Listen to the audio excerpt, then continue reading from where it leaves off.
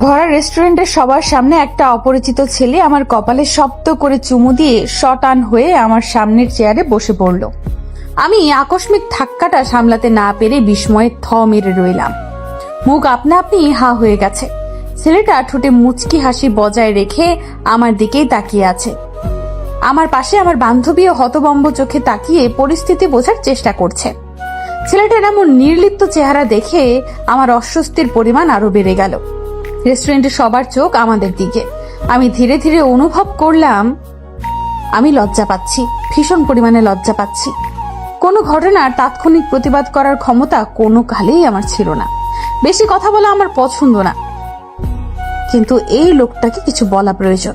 অপরিচিত একটা মেয়েকে পাবলিক প্লেসে টুক করে চুমু খাওয়ার অপরাধে অন্তত 2-4টা বকা হলেও দেওয়া দরকার।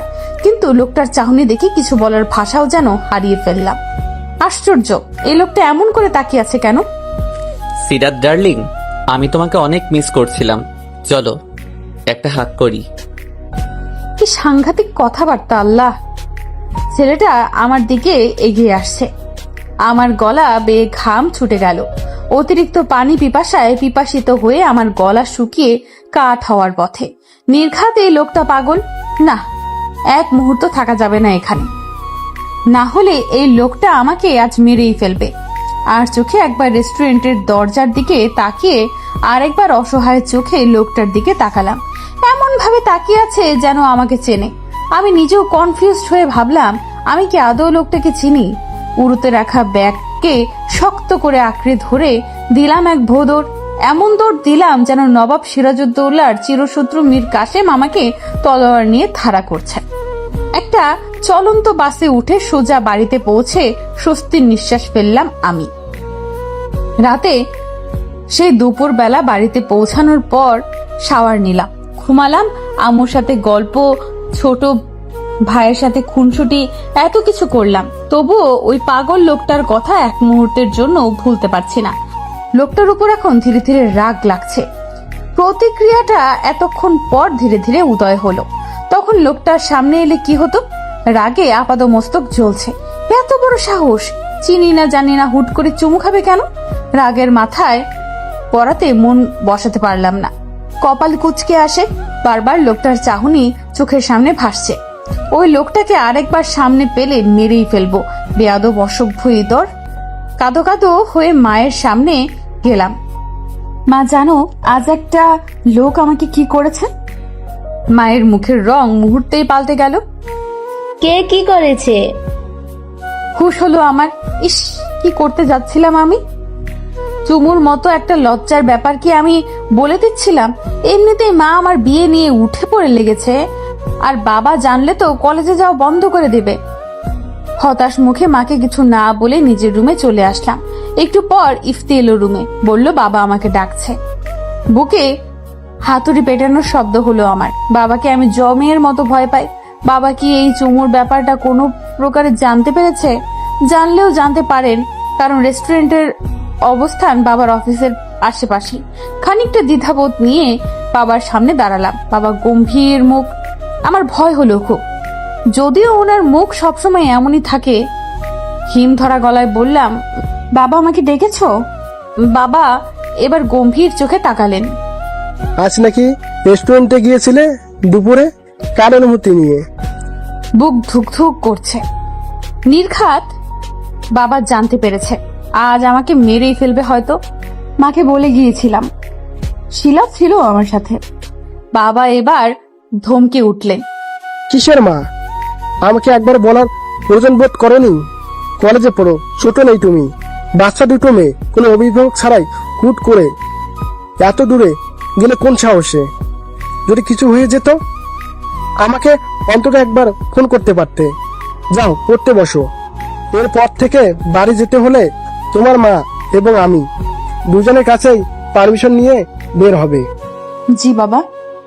মুখ কালো বাবার সামনে থেকে চলে আসলাম। বাবা এসব ব্যাপারে খুবই স্ট্রেট। ঠিকই বলেছেন তিনি। আজ যদি বড় কেউ আমার সাথে থাকতো তাহলে এমন অপ্রীতিকর পরিস্থিতির সম্মুখীন হতে হতো না। আমি আঞ্জুমান সিরাত, ইংলিশ নিয়ে অনার্স প্রথম বর্ষে অধ্যয়ন করছি। আমার ছোট ভাই ইফতি 4র্থ শ্রেণীতে পড়ে। বাবা মা আর আমার ছোট ভাই, মোট 4 জন সদস্য নিয়ে ছোট্ট পরিবার আমাদের। বাবা সরকারি চাকরিজীবী আর মা গৃহিণী। বাবা মার শাসনের কোনো কমতি রাখিনি, তবু এই ছোট্ট পরিবারের ভালোবাসার কমতি নেই। এক কথায় হ্যাপি ফ্যামিলি। ছোটবেলা থেকেই বেশ ভালোই ছাত্রী আমি। এই পড়াশোনার চক্কর আর বাবা মার চাপে কোনোদিন রিলেশনের মতো একটা সম্পর্কে জড়ানোর সময় সুযোগ হয়নি। টানা 1 মাসের পকেট মানি জমিয়ে আজ দুপুরে আমার বান্ধবী শিলার সাথে শহরের বেশ নামি দামি একটা রেস্টুরেন্টে চাইনিজ খেতে গিয়েছিলাম। সেখানেই ঘটলো অঘটন। এক অর্ধপাগল লোক আমার গালে চুমু দিয়ে আরো বলে, ডার্লিং চলো হাক করি। ভয় আমার কলিজা এতটুকু হয়ে গিয়েছিল তখন এমন সিচুয়েশনে পড়তে হবে আমি কখনো ভাবতেও পারিনি। একরাশ চিন্তা নিয়ে কম্পন হাতে শিলাকে কল করলাম। বেচারের কি অবস্থা কে জানে। প্রথম রিংয়েই রিসিভ করলো সে। আমার কি হবে এখন? খুব ভয় করছে রে। আমাকে তখন একা বাঘের খাঁচায় ফেলে এখন জিজ্ঞেস করছিস কি হবে? প্লিজ এভাবে বলিস না। শিলার ব্যবহার বরাবরই ওইরকম, ভালো করে কারোর সাথে কথা বলে না, বললেও ঘ্যাট ঘ্যাট করে বলে। আমি বেশিরভাগ সমস্যাই শিলা সলভ করে। ভয়ের এখনো কি দেখেছিস? ওই ছেলেটা কি করেছে জানিস? জোর করে তোর নাম্বার নিয়েছে। ছি, তুই দিয়ে দিতে পারলি নাম্বারটা? না দিয়ে কি করব? হুমকি দিচ্ছিল আমাকে, গান দিয়ে নাকি শুট করবে। ভয়ের পরিমাণটা আস্তে আস্তে বাড়তে লাগলো। তুই গুলি দেখেছিলি? না দেখিনি, তবে আমার মনে হয়েছে লোকটা মিথ্যে বলেনি। দোস্ত কি করবি, কিছু ভেবেছিস? ভাবাভাবির কিছু নেই। আমি এক্ষুনি মোবাইল সুইচ অফ করে রাখবো। বিকেল থেকে আননোন নাম্বার থেকে কল আসছে আমার মোবাইলে। শিলার কল কেটে আমি মোবাইলটা বন্ধ করে রাখলাম। হতে পারে ওই আননোন নাম্বারটা ওই পাগল লোকটার। ওই লোকটাকে এই জীবনে দেখেছি বলে মনে হচ্ছে না। তাহলে এসব করার মানে কি? আমার নাম্বার দিয়ে কি করবে? দেখে তো ভদ্রই মনে হয়েছিল, কারণ লোকটা রেস্টুরেন্টের দরজা দিয়ে ঢোকার সময়ই আমার নজর সেদিকে যায়। বেশ লম্বা চৌড়া, বেশ স্বাস্থ্যবান, স্যুট বুট পরে সাহেব সেজে শেষে কি না এমন এক অভদ্র কাজ করলো। এখন যদি আম্মু কোনোভাবে ব্যাপারটা জেনে যায়, আমার বিয়ে কনফার্ম করিয়েই ছাড়বে। আমি এখনই বিয়ে করতে চাইছি না। টেনশনে আমার সারা রাত আমি ঘুমাতে পারলাম না। এক প্রকার ছটফট করেই কাটিয়ে দিলাম। এক অজানা ভয়ে বুক দুরু দুরু করে কাঁপছিল। যখনই চোখে সামান্য লেগে আসছিল তখনই মনে হয়েছে এই বুঝি কেউ আমার গালে চুমু দিল, এই বুঝি সর্বনাশ হলো। সারা রাত 2 গালে হাত রেখে কাটিয়ে দিলাম আমি। মনে মনে 1000 বার প্রার্থনা করতে লাগলাম আর কোনোদিন যাতে ওই লোকটার সাথে দেখা না হয়। যদি দেখা হয়, হয়তো এর চেয়েও ভয়াবহ কাজ করে বসবে লোকটা, আর আমিও কোনো প্রতিবাদ করতে পারবো না। কেন যে এই প্রতিবাদ করে সরাসরি কিছু বলার ক্ষমতা দেয়নি আল্লাহ, এখন আমার রাগ লাগছে। এভাবেই এক অজানা আগন্তুকের ভয়ে সিরাতের সারা রাত ঘুম হলো না। শেষ রাতের দিকে একটু ঘুম এসেছিল, তারপর কখন যে ঘুমিয়ে পড়েছে জানা নেই তার। পরদিন সকালে ছোট ভাই ইফতিকে স্কুলে পৌঁছে দেবার পর সিরাত কোচিং এ যাওয়ার উদ্দেশ্যে ফুটপাত দিয়ে হাঁটতে লাগলো। কোচিং সেন্টার সামান্য দূরে, রিক্সা করে না গেলেই নয়, কিন্তু টাকা জমানোর লোভে সে রাস্তাটা হেঁটে হেঁটে পার করছে। কোচিং সেন্টারের কাছাকাছি পৌঁছাতেই সিরাতের মুখ খানিকটা চিন্তিত দেখা গেল। বুকটা ক্রমান্বয়ে হাতুড়ি পেটা করছে। বার কয়েক দ্রুত চোখের পলক ফেলে পেছন ফিরে তাকালো সে। কই, কেউ তো নেই। মনে হলো যেন কেউ তার পেছন পেছন আসছে। সিরাত ঢোক গিলে সামনে ফিরে আবার হাঁটতে শুরু করলো। কিছু দূর যেতেই সিরাত খুব তাড়াতাড়ি পেছন ফিরে তাকালো, যাতে পেছনের লোকটা লুকানোর সুযোগ না পায়। সিরাত পেছনে ফিরতেই দ্রুত কিছু একটা যেন পেছনের গলিটাতে ঢুকে পড়লো। সিরাত চোখ বড় বড় করে গলির প্রবেশ পথের দিকে তাকিয়ে রইল বেশ কিছুক্ষণ। কারো দৌড়ানোর আওয়াজ তার কানে এসেছে। এত সকালে এমনিতেই রাস্তায় মানুষজন নেই, তার উপর এমন একটা ঘটনা। সিরাত পারলে গলে গিয়ে মাটির সাথে মিশে যায়। একটা বড়সড় চিৎকারে চারপাশটা মুখরিত হলো। আল্লাহ গো! সিরাত প্রাণপণে দৌড়াতে লাগলো। এখনো তার মনে হচ্ছে পেছন থেকে তার সাথে সাথে কেউ দৌড়াচ্ছে। তার চিৎকারের পরিমাণ আরো বাড়তে লাগলো। চলে যাও, তুমি চলে যাও। সিরাত তার পেছনে ফিরে তাকালো না, একেবারে কোচিং সেন্টারের ভেতরে গিয়ে জোরে জোরে হাঁপাতে লাগলো। খুব বেশি ভয় পেয়েছে সে। অনেকক্ষণ দৌড়ানোর ফলে গলা শুকিয়ে কাঠ হয়ে গেছে। বেঞ্চে বসে কয়েক ঢোক পানি শেষ করতে করতে সে হাঁসফাঁস করতে লাগলো। এখন বিপদে পড়ল সে। সিরাতের এহেন অবস্থা দেখে কোচিং এর হাতগুলো সে কয়েকজন ছেলে মেয়ে এসেছিল, তারাও অবাক হয়ে তাকিয়ে আছে সিরাতের দিকে। সিরাত বরাবরই শান্তশিষ্ট মেয়ে, কিন্তু আজ দেখে মনে হচ্ছে সে এইমাত্র ঘূর্ণিঝড় আয়লার সাথে যুদ্ধ করে এসেছে। সিরাত অচমকা সবাইকে অবাক করে দিয়ে ভ্যা ভ্যা করে কাঁদতে শুরু করলো। সে কলেজে পড়লেও অন্যান্য মেয়েদের মতো ম্যাচিউরড নয়। বাবা চাকরির সূত্রে গ্রাম ছেড়ে শহরে এসেছে, বেশি দিন হয়নি। নিজের পরিবার ছাড়া আশেপাশে পৃথিবীর কোনো কিছুই সম্মুখীন হতে হয়নি তাকে, কিন্তু কাল থেকে এমন এমন পরিস্থিতিতে পড়তে হচ্ছে যে সে কান্না ছাড়া কোনো উপায় পেল না। ক্লাসের কয়েকজন মেয়ে স্যারকে ডেকে আনলেন, তিনিও বেশ অবাক হলো। অতঃপর একটা রিক্সাতে করে সিরাত সুন্দর করে সুবোধ বালিকার মতো বাড়িতে চলে গেল। এইদিকে সিরাতের মা স্যারের কাছ থেকে এই ঘটনা জানার পর মরা কান্না ছুড়ে দিল। হায় হায় আল্লাহ, আমার মায়েটারে জিনে ধরেছে। সিরাত রে, এখন তোরে বিয়ে দেবো কেমনে? তোরে কোন পুলা বিয়ে করব? তোরে আমি বলছিলাম মাথায় সবসময় ওড়না দিবি, দুয়া দুরুস পড়বি, আমার কথা শুনুস নাই। জিন তোরে বশ কইরা বটগাছে নিয়ে সংসার করব রে। সিরাত মুখ পানসে করে মায়ের দিকে তাকিয়ে রইল। মা এমন একটা সিচুয়েশনে তার বিয়ের কথা চিন্তা করছে, মায়ের কাছে তার কোনো দামই নেই। সিরাত কান্না মুখ করে নিজের রুমে চলে গেল। সেদিন সে আর কলেজে গেল না, সারাদিন বাড়িতেই সময় কাটালো। রাত 11টার পর আবার আননোন নাম্বার থেকে কল আসা শুরু করলো তার মোবাইলে। সিরাতের ইচ্ছে হলো এই মোবাইলটাকে প্রশান্ত মহাসাগরের পানিতে 10 বার ডুব মেরে আনতে। আজব তো, গতকাল থেকে এসব কি হচ্ছে আমার সাথে? ওই লোকটা কে? ওই লোকটা একটা সর্বনাশা। তুই একটা মহাপাগল। তুই পাবনা মানসিক হাসপাতালে অলিখিত রোগী। তুই কাকের ডিম। সিরাত দ্বিধাবোধ নিয়ে মোবাইলটা বন্ধ করে রাখলো। আননোন নাম্বার মানেই তার কাছে ভয়, কে না কে কল করেছে। কয়েকদিন কেটে গেল। সিরাত কলেজে যায়, আসে, আগের মতো প্রতিদিনের রুটিনের মতোই চলছে তার জীবন। সেই দিনের পর থেকে আর কোনো অনাকাঙ্ক্ষিত ঘটনার সম্মুখীন হতে হয়নি তাকে। ঘটনাগুলো ভুলে যাওয়ার পথে সে আজও সেই কলেজ শেষে গেটের বাহিরে একটা গাছের আড়ালে খানিকটা ছায়া দাঁড়িয়ে আছে। পাশে আছে শিলা। সিরাত চোখ ছোট ছোট করে সূর্যের প্রখরতা মাপার চেষ্টা করছে। হাতে একটা ফাইল, গরমের নাজেহাল অবস্থা একেবারে। শিলা মাথা নিচু করে এক মনে ফোনের স্কুল করেই চলেছে। বাসটা আসবে না কেন? এমন সময় ঘটলো আকস্মিক এক ঘটনা। সিরাতকে কেউ একজন জড়িয়ে ধরে আছে আলতো করে। ধাক্কাটা সামলাতেই সিরাতের একটু বেগ পেতে হলো। হাত পা ঠান্ডা হয়ে ফ্রিজড হলো যেন। ডার্লিং, সেদিন হাগ না করে চলে গেলে কেন? আমি তোমাকে মিস করি জানো। সিরাতের মনে হলো সে স্বপ্ন দেখছে। ভয়ে সে বিড়বিড় করে ভূত তাড়ানোর মন্ত্রটা আওড়াতে লাগলো। নিশ্চিত গাছের উপর থেকে ভূত নেমে এসেছে। সৌমন্তর সো, ভূত তুই চলে যা। থো থো থো। এই কি ভূতটা যাচ্ছে না কেন? সিরাত আরো কয়েকবার মন্ত্রটা পড়লো, একই ফলাফল। মুখে হাত দিয়ে লোকটার পাশ থেকে সরে এসে সিরাত এক নজর তাকালো। ওই দিনের আধা পাগল লোকটাই। সিরাতের মুখের রং পাল্টে গেল, নিঃশ্বাস নিতেও ভুলে গেল যেন। লোকটা হাসি মুখে তাকিয়ে আছে তার দিকে।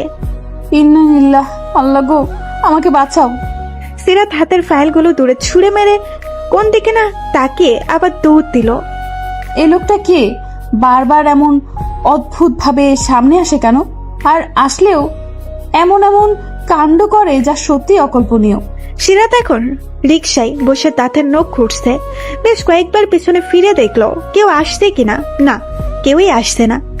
স্বস্তির নিঃশ্বাস ফেললো সে। কি দরকার ছিল সেদিন ওই রেস্টুরেন্টে যাওয়ার? এখন কেমন লাগছে তোর? কি হবে বল? ওই পাগলটা তোর কলেজ অব্দি চলে গেছে। সিরাত আপন মনে বিড়বিড় করতে লাগলো। তারপর অনুভূতিহীন দৃষ্টিতে আকাশপানে তাকিয়ে রইল। এসব কি হচ্ছে? কেন হচ্ছে? এমনিতেই নিজের সমস্যার কুলোয় না, তার উপর জুটলো ওই অর্থপাগল লোকটা। এরপর যদি বাড়িতে চলে আসে। সিরাত এবার শব্দ করে নাক টানতে লাগলো। রিক্সাওয়ালা বার কয়েক পেছন ফিরে তাকিয়ে আবার নিজের কাজে মনোযোগ দিল। কাক ডাকছে। মধ্যাহের সূর্যি মামাও যেন চলমান রিক্সাটার সাথে এগিয়ে চলেছে সামনে। সিরাত বাড়ির সামনে দরজাতে খেয়াল করলো অনেকগুলো অপরিচিত মানুষের জুতো। ভেতর থেকে হাসাহাসির শব্দ আসছে। তার মানে মা আবার পাত্রপক্ষ এনেছে। সিরাত ভয়ে ভয়ে কলিং বেলের সুইচ বোর্ডে চাপ দিল। এইবার না তার বিয়েটা হয়ে যায়। ধুর, এভাবে কি বাঁচা যায় নাকি? মরার উপর খরার ঘা। হাসি মুখে দরজা খুললেও সিরাতের ভিতর চাহনি দেখে তিনি ধমক দিলেন। বানরের মতো চেহারা করে রেখেছিস কেন? ওরা তো তোর চেহারা দেখে মানা করে দিবে, বলবে তোকে জোর করে বিয়ে দিচ্ছে। সবার সাথে হাসি মুখে কথা বলবি। আয় ভেতরে আয়।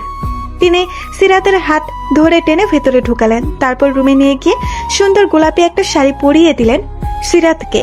হাতে একটা নাস্তার ট্রে ধরিয়ে দিয়ে বললেন, এইবার যদি তোর বিয়ে না হইছে, আমিও সওদাগরের মাইয়া না। রাতে সিরাত শুনল তার বাবাই ওদের মানা করে দিয়েছে। তিনি এনজিও চাকরি করে ছেলে মেয়েকে দেবে না। সিরাত কথাটা শুনে পায়েলে নেচে দেয়। বেশ হয়েছে, বেশ হয়েছে একদম। ছেলের মা বলে কিনা বিয়ের পর পড়তে দেবে না। কেন? বিয়ে করলে কি স্বামীকে গলার মালার মতো ঝুলিয়ে রাখতে হবে নাকি? পড়লে কি সমস্যা? হুঁ। যাক, অন্তত কিছুদিনের জন্য হলেও বিয়ের কথা উঠবে না বাড়িতে। সিরাত খুশি মনে পড়তে বসলো। জানালা দিয়ে হুড়মুড় বাতাসে টেবিলের সব বই যেন পারলে উড়ে যায়।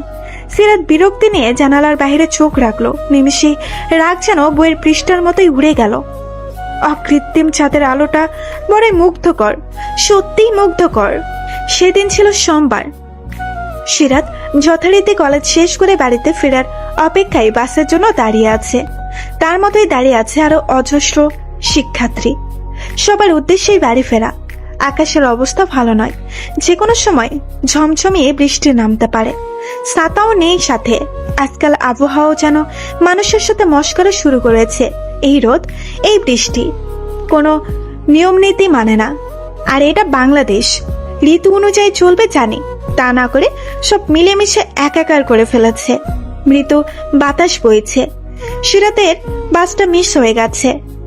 বাস এসেছিল ঠিকই, কিন্তু মানুষের হুড়হুড়িতে সে উঠতে পারেনি। এখনো নিজেকে মানিয়ে নিতে পারেনি সে এই শহরের সাথে। পরের বাসটা কখন আসবে জানা নেই তার। তবুও দাঁড়িয়ে আছে সে। একটু পর পর চোরা চোখেও তাকাচ্ছে এইদিক ওইদিক। ওই পাগল লোকটা না আবার উদয় হয়? সিরাতের ভয়টাই সত্যি হলো। অবাকের সাগরে ডুব দিয়ে সে খানিকের জন্য ধ্যান হারিয়ে ফেলল। লোকটা এবার তাকে পালানোর কোনো সুযোগ দিল না। লোকটা তাকে কোথাও টেনে নিয়ে যাচ্ছে। সিরাত শুধু বোকার মতো শূন্য দৃষ্টিতে অনুসরণ করে গেল। চোখ মুখ শুকিয়ে পাঙ্কুর বন্য হয়ে গেছে। এই মুহূর্তে দেখে মনে হবে সে রক্ত শূন্যতার রোগী। লোকটা তাকে কলেজের একটু দূরে কার পাল্লার করার জায়গাটাতে এনে দাঁড়ানো শত শত গাড়ির একটিতে বসিয়ে নিজেও বসলো। সিরাত চোখ টিপ টিপ করে লোকটার দিকে তাকিয়ে অচমকা ঠোঁট উল্টে শব্দ করে কেঁদে উঠল। বিনীত কণ্ঠে বলল, প্লিজ প্লিজ, আমার কোনো ক্ষতি করবেন না। আমি কিছু করিনি, সত্যি বলছি। লোকটা যেন সিরাতের কথাই বেশ মজা পেল। ঠোঁটের কোণে উকি দিল ছোট্ট হাসি। গলা খানিকটা খাতে নামিয়ে বলল, আমি কি কিছু করেছি রাত? সিরাত বোকাপনে কান্না থামিয়ে তাকিয়ে রইল। আবার চোখের ভাসা ভাসা চিকন রক্তগুলো লাল হয়ে গেছে। সদ্য কয়েক ফোঁটা অশ্রু বিসর্জনের পরেও চোখ টলমল করছে। লোকটা সিরাতের গালে আহত করে হাত রাখলো। দুজনের মাঝে বেশ দূরত্ব। সিরাত এবার এক অদ্ভুত কথা বলল, আপনি আমাকে সবসময় ইয়ের মতো করেন কেন? ইয়ে মানে কি রাত? ইয়ে মানে বউ। লোকটা হাসি দিয়ে বলল। কি করেছি আমি? সিরাত এবার নাক টেনে টেনে বলতে শুরু করলো, আপনি আমার কপালে চুমু দিয়েছেন, জড়িয়ে ধরেছেন, এখন আবার আমার গালে হাত রেখেছেন। এগুলো আপনার বউয়ের সাথে করতে পারেন না? আমার সাথে কেন এমন করছেন? আমার মা বাবা জানলে আমাকে মেরে ফেলবে, আর পড়তে দেবে না। লোকটা এবার শব্দ করে হেসে দিল। হাসির ঝংকারটা সিরাত বেশ মনোযোগ দিয়ে শুনল। লোকটাকে এখন আর বিপজ্জনক মনে হচ্ছে না। আচ্ছা, আপনি কি পাগল? ঠিক ধরেছ, আমি বেশ কয়েক মাস পাগলা গারোতেই ছিলাম। সিরাতের মাথায় এবার ভন ভন করে ঘুরতে শুরু করলো। ইচ্ছে করলো লোকটাকে সে নিজেই নিজ খরচে পাবনা পাঠিয়ে দেয়। ওনার আরো দীর্ঘমেয়াদী চিকিৎসার প্রয়োজন। সিরাতের মাথায় এবার ভন ভন করতে শুরু করলো। ইচ্ছে করলো লোকটাকে সে নিজের খরচে পাবনা পাঠিয়ে দেয়। ওনার আরো দীর্ঘমেয়াদী চিকিৎসা প্রয়োজন। তার মানে আপনি সত্যিই পাগল? আমি অনেক আগেই রিকভার করেছি রাত। Now I am totally fine. না না, আপনি এখনো পাগল, যেমন তেমন পাগল না, একটা বদ্ধ পাগল। সিরাত এবার একটু নিজেকে গুটিয়ে নিল। এই লোকটা তো আসলেই পাগল। গলা শক্ত করে কিছু বলার চেষ্টা করলো, কিন্তু সমস্যা হলো, গলা শক্ত হয়ে গিয়েছে। তার কণ্ঠ আরো নরম শোনায়। আপনি আমার সাথে এমন করেন কেন? লোকটা এবার নিজের মাথার ঝগড়া চুলগুলোকে হাত দিয়ে এলোমেলো করে মাথার নিচু করে লজ্জা নিবারণের চেষ্টা করলো। ঠোঁট বাঁ দিকে প্রসারিত করে বলল, তোমাকে লজ্জা পেতে দেখলে, ভরকাতে দেখলে আমার ভীষণ ভালো লাগে। আপনি আমার পিছু কেন নিয়েছেন? আপনি আর আমার সাথে কোনো অশুভ আচরণ করবেন না, বুঝেছেন? সিরাত মুখে রক্তিম আভা নিয়ে দেখলো লোকটা তার কথা শুনে আবারও হাসছে। আর চুপ তো, সে কি হাসার মতো কোনো কথা বলেছে? তার কণ্ঠস্বর কি কঠিন শোনায়নি? সিরাত গলা খাকারে দিয়ে ঢুক গিলল একটা। তার লজ্জা লাগছে। লোকটা এমন কেন? মিস আঞ্জুমান সিরাত, তুমি কি জানো আমি গত 1 বছর ধরে তোমাকে পাগলের মতো খুঁজছি। আমি একজন এনএসআই অফিসার। সময় সুযোগের অভাবে তোমাকে আমি হারিয়ে ফেলেছিলাম সেদিন, কিন্তু অ্যাট লাস্ট তোমার খোঁজ পাই গত 2 মাস আগে। সেই থেকে শুরু। লোকটা বিরতিহীন ভাবে আরো বলতে লাগলো, হুটহাট লজ্জা পাওয়া মেয়েটাকে আমার ভীষণ ভালো লেগে গেল একদিন। সে নিজেতেই সীমাবদ্ধ জানি, কিন্তু আমার একদিন ইচ্ছে জাগলো, ইস যদি তার পৃথিবীতে আমিও থাকতে পারতাম। আমি ধীরে ধীরে অনুভব করতে লাগলাম তুমি আমার কাছে অনেক স্পেশাল একজন, খুবই স্পেশাল। আমার জীবনে তোমার উপস্থিতি খুবই জরুরি। আমি তোমাকেই চাই। তুমি আমার আশেপাশে থাকলে আমার কি যে হয়ে যায় রাত, আমি জাস্ট বোঝাতে পারবো না। একটু ছোটখাটো চিৎকার দিল। নাউজুবিল্লাহ নাউজুবিল্লাহ, ছি, আপনার লজ্জা করছে না? আপনি একটা মেয়েকে এসব বলছেন? এসব কথা শুনে আমার নিজেরই তো কেমন কেমন লাগছে। আপনি আমার সামনে আর আসবেন না, কখনোই আসবেন না। সিরাত ডোর খুলে বেরিয়ে এলো। কি অসভ্য লোক রে বাবা! অসভ্যের মতন তার সাথে পেরিয়ে এসেছে। লোকটা আবার পেছন পেছন আসতে কিনা দেখার জন্য। সিরাত পেছনে ফিরে তাকালো। লোকটার মুখে হাসি নিয়েই তাকিয়ে আছে। তাড়াতাড়ি গাড় ফিরিয়ে সামনে তাকাতে পেছন থেকে একটা আওয়াজ আসলো। তুমি 1000 বার বললেও তোমাকে ছাড়ছি না রাত। তুমি যেখানে আমিও সেখানে। আমার নামটা মনে রেখো, সাবির, সাবির মোস্তফা। সিরাত বিড়বিড় করল, সাবির না কাবির? অসভ্য পাগল অফিসার। সিরাত বাড়ি আসতেই মাকে ব্যাগ গুছাতে দেখে জিজ্ঞেস করলো, মা কোথায় যাচ্ছ? আমরা কি আজ কোথাও যাচ্ছি? সিরাতের কথায় তার মা বেশ রেগে গেল। কোথাও যাচ্ছিস মানে? তোর ছোট খালা তানিশার আকত তুই জানিস না? আমার হয়েছে যত জ্বালা। কি পড়ালেখা করিস রে তুই? সামান্য এই কথাটা মনে রাখতে পারলি না? সিরাত ভাবুক কণ্ঠে বলল, আমাদের তো কাল যাওয়ার কথা। হ্যাঁ, কিন্তু তোকে তো সকালেই বললাম আজই যাব আমরা। কাল থেকে হরতাল চলবে, গাড়ি ট্রেন সব বন্ধ। তখন গিয়ে লাভ কি?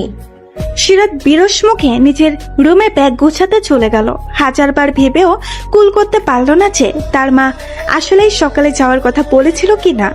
আবার মনে মনে খুশিও হলো গ্রামের বাড়িতে যাবে বলে। ওই পাগল লোকের কথা কয়েকদিনের জন্য অন্তত ফোলা যাবে। তানিশা আন্টির সাথেও বেশ মজা করা যাবে। খুশিতে সিরাতের বাকবাকম অবস্থা। প্রথম ট্রেন, বাস, তারপর ফেরিতে করে নদী পার করে অবশেষে সিরাত তার পরিবার পৌঁছলো তাদের মামা বাড়ি। দীর্ঘ পথ পাড়ি দিতে গিয়ে সবার নাজেহাল অবস্থা। গভীর রাত, সবাই প্রায় ঘুমিয়ে গেছে। শুধুমাত্র বড় মামি আর মেছো মামি সিরাতরা আসবে বলে জেগেছিল। ফ্রেশ হয়ে কোনো রকম কম কথাই খেয়ে দিয়ে ঘুমাতে চলে গেল। এর মাঝে হুট করে সিরাতের বাটম ফোনে কল আসায় তার মা আর বাবা দুজনেই ফ্রু কুসকিয়ে তাকালো। সিরাতের বাবা গম্ভীর গলায় বললেন, এত রাতে তোমাকে কে কল করেছে? সিরাত ভয়ে এতটুকু হয়ে গেল। এই আননোন নাম্বারের চক্করে তার বাবা পর্যন্ত তাকে সন্দেহ করছে।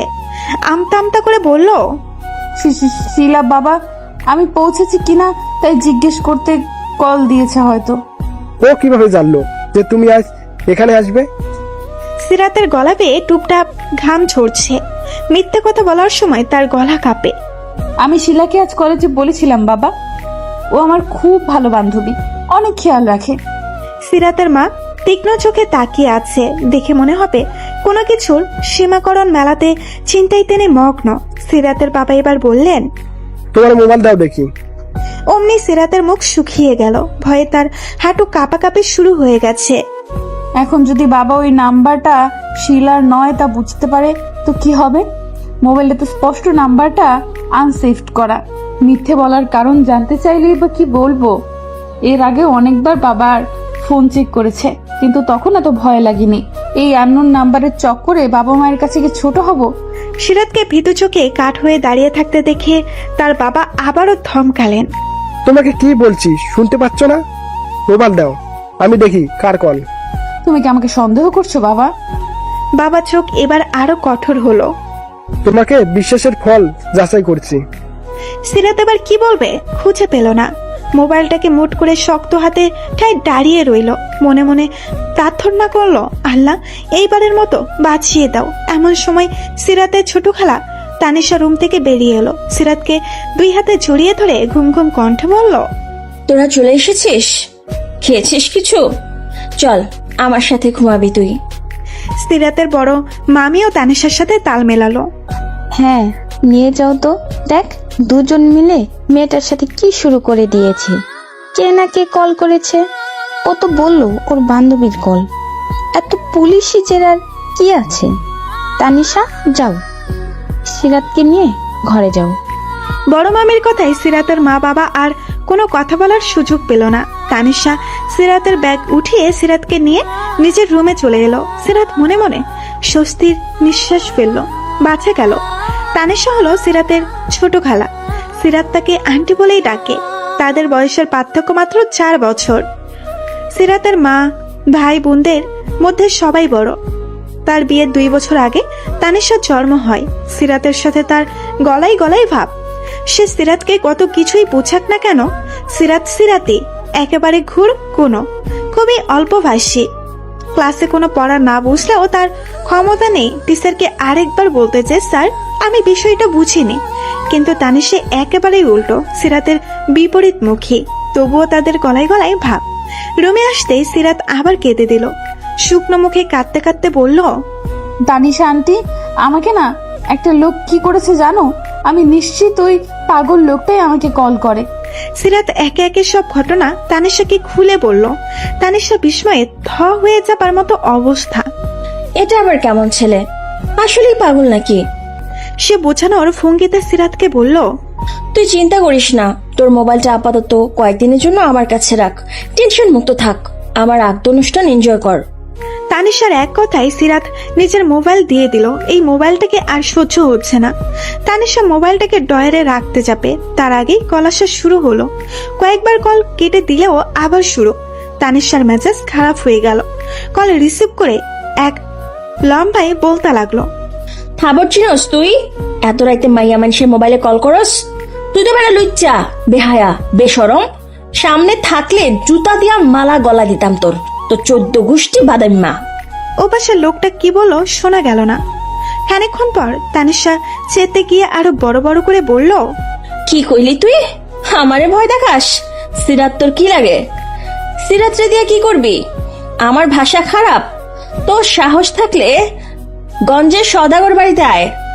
সিরাত এতক্ষণ চোখ বড় বড় করে তাকিয়ে তানিশার বকবকানি গুলো শুনছিল। শেষের দিকে তার মামা বাড়ির ঠিকানা বলে দেবার কপাল চাপড়ালো। মোবাইলটা তানিশার কাছ থেকে প্রায় ছিনিয়ে নিয়ে কলটা কেটে দিল। তারপর ভয়ে ভয়ে কণ্ঠে বলল, আন্টি এটা কি করলে তুমি? ঠিকানা দিয়ে দিলে কেন? এখন যদি এখানেও চলে আসে কি করব তখন? আসলে আসবে, আসার জন্যই তো এত কিছু বললাম। আমি দেখতে চাই লোকটা আসলে কে। তানিশা স্বাভাবিক কণ্ঠে উত্তর দিল, আন্টি তুমি জেনে বুঝে এটা করতে পারলে? এটা যদি ওই লোকটা হয় তাহলে আমার কপালে শনি আছে। আর ধুর, এত ভয় পাচ্ছিস কেন? তুই কোনো কারণ ছাড়াই ভয় পাস সব সময়। এখানে আসা তো সহজ নাকি? চল ঘুমো, যা হবে দেখা যাবে, আমি আছি না। সিরাত মুখ কাছুমাছু করে একপাশে শুয়ে পড়ল। মনে সংশয়ের দানা বিচ্ছে। কি হবে সামনে? ওই লোকটা যাতে আর ওর সামনে না আসে আল্লাহ। মামা বাড়িতে সিরাতের সময় বেশ ভালোই কাটছে। সকল মামাতো ভাই বোনদের সাথে মজা আড্ডায় বেশ ভালোভাবে মেতে আছে সে। প্রতি বিকেলে গ্রামে ঘুরতে বের হওয়া, সকলের সাথে বসে নাস্তা করা, রাতে না ঘুমিয়ে সবাই একসাথে গল্প করে রাত পার করে দেওয়া, ডিভিডি প্লেয়ারে গান বাজিয়ে নাচা, খুব সুন্দর সময়গুলো যেন চোখের পলকেই চলে গেল। এর মধ্যেই একদিন শুভক্ষণে তানিশার আকত হয়ে গেল। তানিশাকে এখনই উঠিয়ে নেওয়া হয়নি। তারপর আফরোডে একটা কোম্পানিতে কর্মরত, 1 মাসের ছুটিতে এসেছিল মাত্র। পরে 6 মাসের ছুটি নিয়ে আসলে বড় করে অনুষ্ঠান করে তানিশাকে শ্বশুর বাড়িতে তুলে দেওয়া হবে। সিরাতের মা, ভাই, বোনদের সবার বড় হয় তার কাজের অন্ত নেই যেন। এই কারণে আকদ অনুষ্ঠান শেষ হবার পরই তাদের বেশ কয়েকদিন এখানেই থাকতে হবে। এই নিয়ে সিরাত আর তার ভাই ইফতির খুশির সীমা নেই।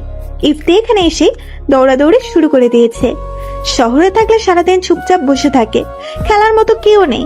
বিকেলবেলা সবার নাস্তার পর্ব চলছে। বাড়িতে এখনো বেশ কয়েকজন মেহমান রয়ে গেছে। সিরাতের বাবা গেছে তাদের দাদু বাড়িতে, মা সারাদিন ব্যস্ত থাকে, শুধু খাওয়ার সময় যা একটু সিরাত আর ইফতিকে নজরে রাখেন। নাস্তা শেষে সিরাত আর তানিশা বের হলো বাড়ির সামনে উঠানে হাঁটতে। তানিশাকে দেখে মনেই হবে না সে একজন কনে। বাকিদের মতোই হেসে খেলে ঘুরে বেড়াচ্ছে, খাচ্ছে দাচ্ছে, মুখে লজ্জার কোনো আফা নেই। ওরা কথা বলতে বলতে অনেক দূর হেঁটে চলে এলো। ইফতি সিরাতের এক আঙুল ধরে লাফাতে লাফাতে হাঁটছে। গুধুলির আলোমাখা আকাশপটে বড়ই স্নিগ্ধ দেখাচ্ছিল। পাখিরা ধীরে ধীরে নিড়ে ফিরছে। ওরা একটা পেয়ারা বাগানে এসে পা থামালো। বড় বড় ডাসা পেয়ারা ধরেছে। ইফতি বায়না করেছে সে পেয়ারা খাবে। তানিশা আশেপাশে তাকালো, বাড়িঘর চোখে পড়ছে না, কোনো মানুষজনও নেই। সিরাতকে উদ্দেশ্য করে বলল, তুই দাঁড়া এখানে, আমি ইফতিকে নিয়ে পেয়ারা পাড়তে যাচ্ছি, বাস পাই নাকি একটা দেখি। সিরাত আশেপাশে তাকিয়ে ভয়াতুর কণ্ঠে বলল, আমি একা দাঁড়িয়ে কি করব? আরে কেউ আসছে নাকি? ভাড়া দিবি গাধি, কেউ আসলে আমাদেরকে বলবি। আয় ইফতি চল। তানিশার ইফতি চলে গেল পেয়ারা বাগানের ভেতরে।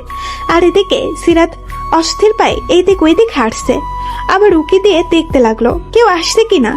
বেশ অনেকক্ষণ হয়ে গেল তানিশা আসছে না। সিরাতের এবার ভয় করছে। ইতি উতি করে তাকিয়ে তানিশাকে বেশ কয়েকবার ডাকলো। তার আওয়াজ সামনে নারিকেল গাছটা পর্যন্ত পৌঁছেছে কিনা সন্দেহ। এবার ঘটল এক অদ্ভুত ঘটনা। কেউ সিরাতকে পিছন থেকে ঝাপটে ধরল।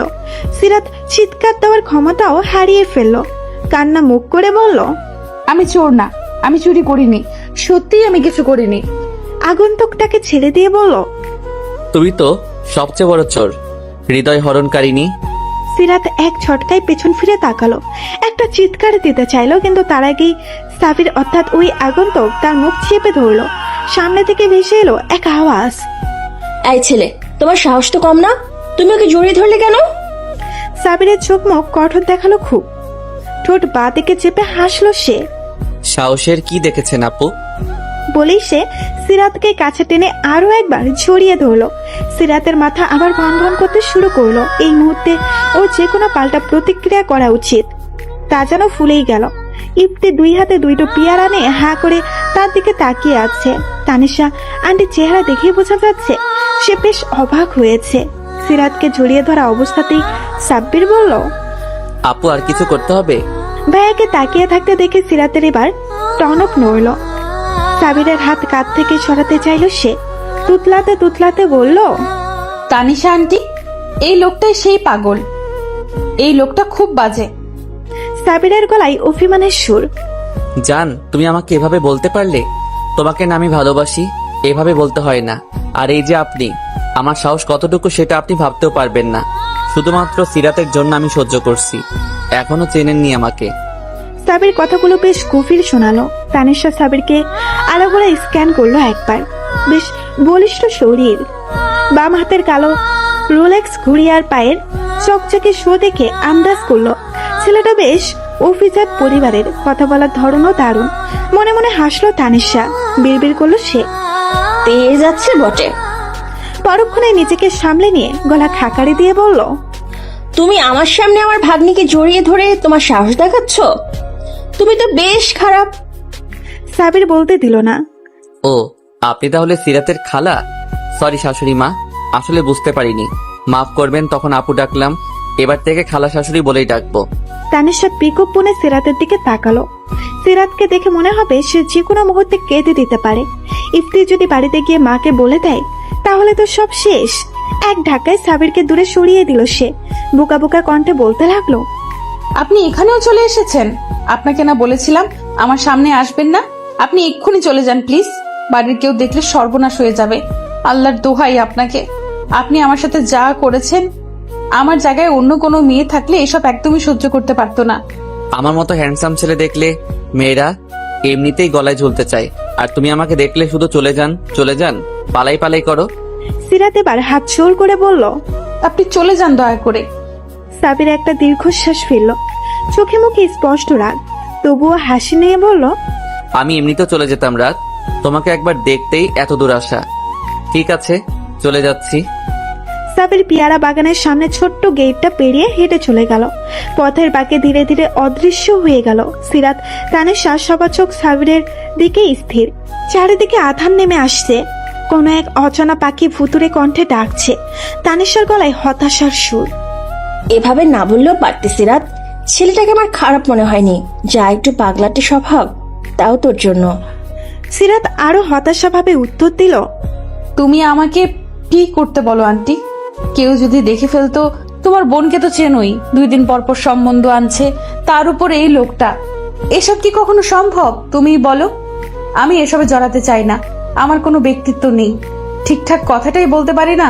সবচেয়ে বড় কথা, আমি নিজের ক্যারিয়ার নিয়ে ভাবছি আন্টি। আমার এসব ভালো লাগছে না। কত বয়স আমার?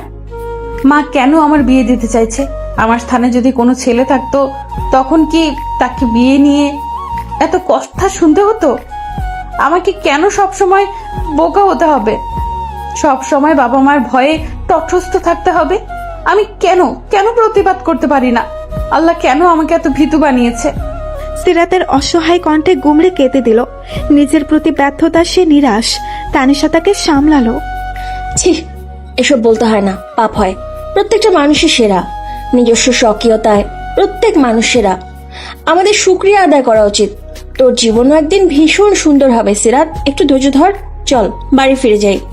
তানিশা ইফতির দিকে তাকালো। বেচারা বোনের দিকে তাকিয়ে আছে। তানিশাকে সে ভীষণ ভয় পায়, কোনো কারণ ছাড়াই তাকে ভয় পায়। তানিশাকে তীক্ষ্ণ দৃষ্টিতে তাকাতে দেখে দৌড়ে বোনের আড়ালে চলে গেল সে। তানিশা কঠোর গলায় বলল, কিছু দেখেছিস তুই? ওই ছেলেটা আপুকে জড়িয়ে ধরেছিল কেন? আমি আম্মুকে বলে দেব। তানিশা এবার ভয় দেখিয়ে বলল, কি বললি তুই? বলে দিবি? ঠিক আছে, তোকে আমি রাত 3টায় তেঁতুল গাছের তলায় রেখে আসবো। একটা রাক্ষসী বুড়ি তোকে চিবিয়ে চিবিয়ে খাবে, রেখে আসবো। এবার বল, কিছু দেখেছিস? ইফতি এবার ছুঁড়ে ছুঁড়ে ডানে বামে মাথা নাড়ালো, যার অর্থ সে কিছুই দেখেনি। খানিকটা আধারের ফিরে সিরাতকেও ধীরে ধীরে বাড়িতে ফিরে গেল। বাড়িতেও সবকিছুই স্বাভাবিক, কেউই তাদের খোঁজেনি। শুধু তানিশাকে ওর ভাবি খুঁজছিল কিছু একটা বলার ব্যাপারে। কেটে গেল আরো কয়েকটা দিন। সিরাতের এবার শহরে ফেরার পালা এলো। বাবার অফিস, ভাইয়ের স্কুল, সিরাতের কলেজ, সবকিছু মিলিয়ে আর থাকা চাপে না। সিরাত খুশি মনে ব্যাগ প্যাক করছে, কারণ তানিশাও যাবে তাদের সাথে। সিরাতের মা নিজেই বলেছে কয়েকদিন থেকে আসতে সিরাত বাড়িতে মনমরা হয়ে থাকে। দুইজন কয়েকদিন একসাথে থাকলো, ঘুরলে ফিরলে মন্দ হবে না। তানিশা যাওয়ার ইচ্ছে হলো, কারণ ওই ছেলেকে নিয়ে তার কৌতূহল কাটছে না। কিছু একটা ব্যাপার তো আছেই ওই ছেলের মধ্যে। সেদিন তানিশাও সিরাতের সাথে শহরে চলে আসে। শুরু হয়ে গেল আবার আগের ব্যস্তময় জীবন। তার ফাঁকে ফাঁকে তানিশার আগমন নিয়ে হালকা ঘোরাঘুরি, আবার তানিশার আর সিরাতের মাঝে ওই ছেলে নিয়ে বিশদ গোপন আলোচনাও চলে। সিরাত শুধু শুনে আর তানিশা কৌতূহল নিয়ে একটার পর একটা কথা বলেই যায়। আচ্ছা, ওই ছেলে কে? কেন এমন করে? ওই ছেলে কি সত্যি পাগল? কই, দেখে তো মনে হয় না। ছেলেটা আগে কোথাও দেখেছিল তোকে? বাপরে বাপ, এক নজর দেখতে একেবারে গ্রামে চলে গিয়েছিল। কেমন ভালোবাসে তোকে বুঝছিস কিছু? আর আমাকে দেখ, জামাই বাইসি একটা, সারাদিন কোনো খোঁজ খবর নাই। আমি কল করলেই তার কথা বেরোবে। ওই ছেলেটা তোর কত কেয়ার করে, তাই না? তখন সিরাত শুধু মুখ গোমরা করে বলে, আন্টি আমি এত কিছু জানি না। ওনাকে দেখলেই আমার খুব ভয় করে, ইচ্ছা হয় দৌড়ে কোথাও পালিয়ে যাই। উনি যদি কোনো অপরিচিত লোক হতো এত ভয় পেতাম না। সিরাত আরো মুখ গোমরা করে বলে, তানিশা আন্টি প্লিজ অন্য কিছু বলো। ওই সাবিরের কথা শুনতে শুনতে আমার কান পচে গেছে। তুমি শুধু বারবার ওনার কথা বলো কেন? তানিশা পেট ফাটা হাসি নিয়ে বলে, আরে গাধি, তুই আসলেই একটা নিরামিষ। তোর এখন ব্লাশিং করার কথা, আর তুই বলছিস তানিশা আন্টি। এসব বলে না, তোর দ্বারা না কিচ্ছু হতো না। আমি থাকলে এতক্ষণে আরো কত কিছু যে হয়ে যেত। তুই তো এখনো চলে যান, কথা বলবেন না, এগুলোতেই পড়ে আছিস। সিরাত অনেকক্ষণ ভেবেও তানিশার কথার অর্থ কুল করতে পারল না। এতক্ষণে কি হয়ে যেত আন্টি? তানিশা শুধু বিরস ভঙ্গিতে তাকালো। তোর মাথা আর আমার মুন্ডু হতো। তোকে এ টু জেড সব বলা লাগে, আর যা তো কিছু বলতাম না আর। আরে ভাই, প্রেম হতো প্রেম, বুঝিস নাই? এরই মাঝে সিরাতের জন্য আরো একটা সম্বন্ধ আসে। এটাও তার বাবা রিজেক্ট করে দেয়। সিরাতের মার তখন নাজেহাল অবস্থা। রান্নাঘরের মেঝেতে পা ছড়িয়ে মরা কান্না ঝুলে দেন তিনি। স্বামীকে শুনিয়ে শুনিয়ে বলতে থাকেন, মইরা জামুগা, সব মাইয়া গো বিয়া হইয়া যাইতাছে গা, আর আমার মাইয়াটা এখনো ঘরে বইসা আঙ্গুল চুষতাছে। বলি, নিজের কোনো রাজার বংশধর ভাবো তুমি? নিজের মায়ারে কোন হালে কোন রাজপুত্রের লহে বিয়া দাও, আমিও দেখবো। ওর জন্য কি রাজপুত্র বইয়া থাকছে? 2 দিন পর যখন মাইয়ার চোখ বাহিরে বের হইয়া যাইব, তখন বুঝবা। সময় থাকতে বিয়া দাও। একদিকে সিরাতের মা কাঁদে, অন্যদিকে সিরাত বালিশে মুখ গুজে কাঁদে, কারণ মায়ের কথার উপর কিছু বলার ক্ষমতা তার নেই। মা কেন এমন করে? সে কি কখনো তাদের কথার বাইরে গিয়েছে? তবু কেন মায়ের মুখে এমন খারাপ কথা শুনতে হয়? কই, শিলার মা তো ওর সাথে এমন ব্যবহার করে না। মায়ের কথা মতো চলেও সব কথা শুনে ওইসব কথা শুনতে কোন মেয়ের ভালো লাগবে? তানিশা সিরাতকে সান্ত্বনা দেয়। সিরাত, তুই আপার কথা কিছু মনে করিস না। আপা গোপনে কিন্তু তোর সুনামও করে। রাগের সময় মাথা ঠিক থাকে না, আমরা সবাই জানি। তুই খুব ভালো মেয়ে।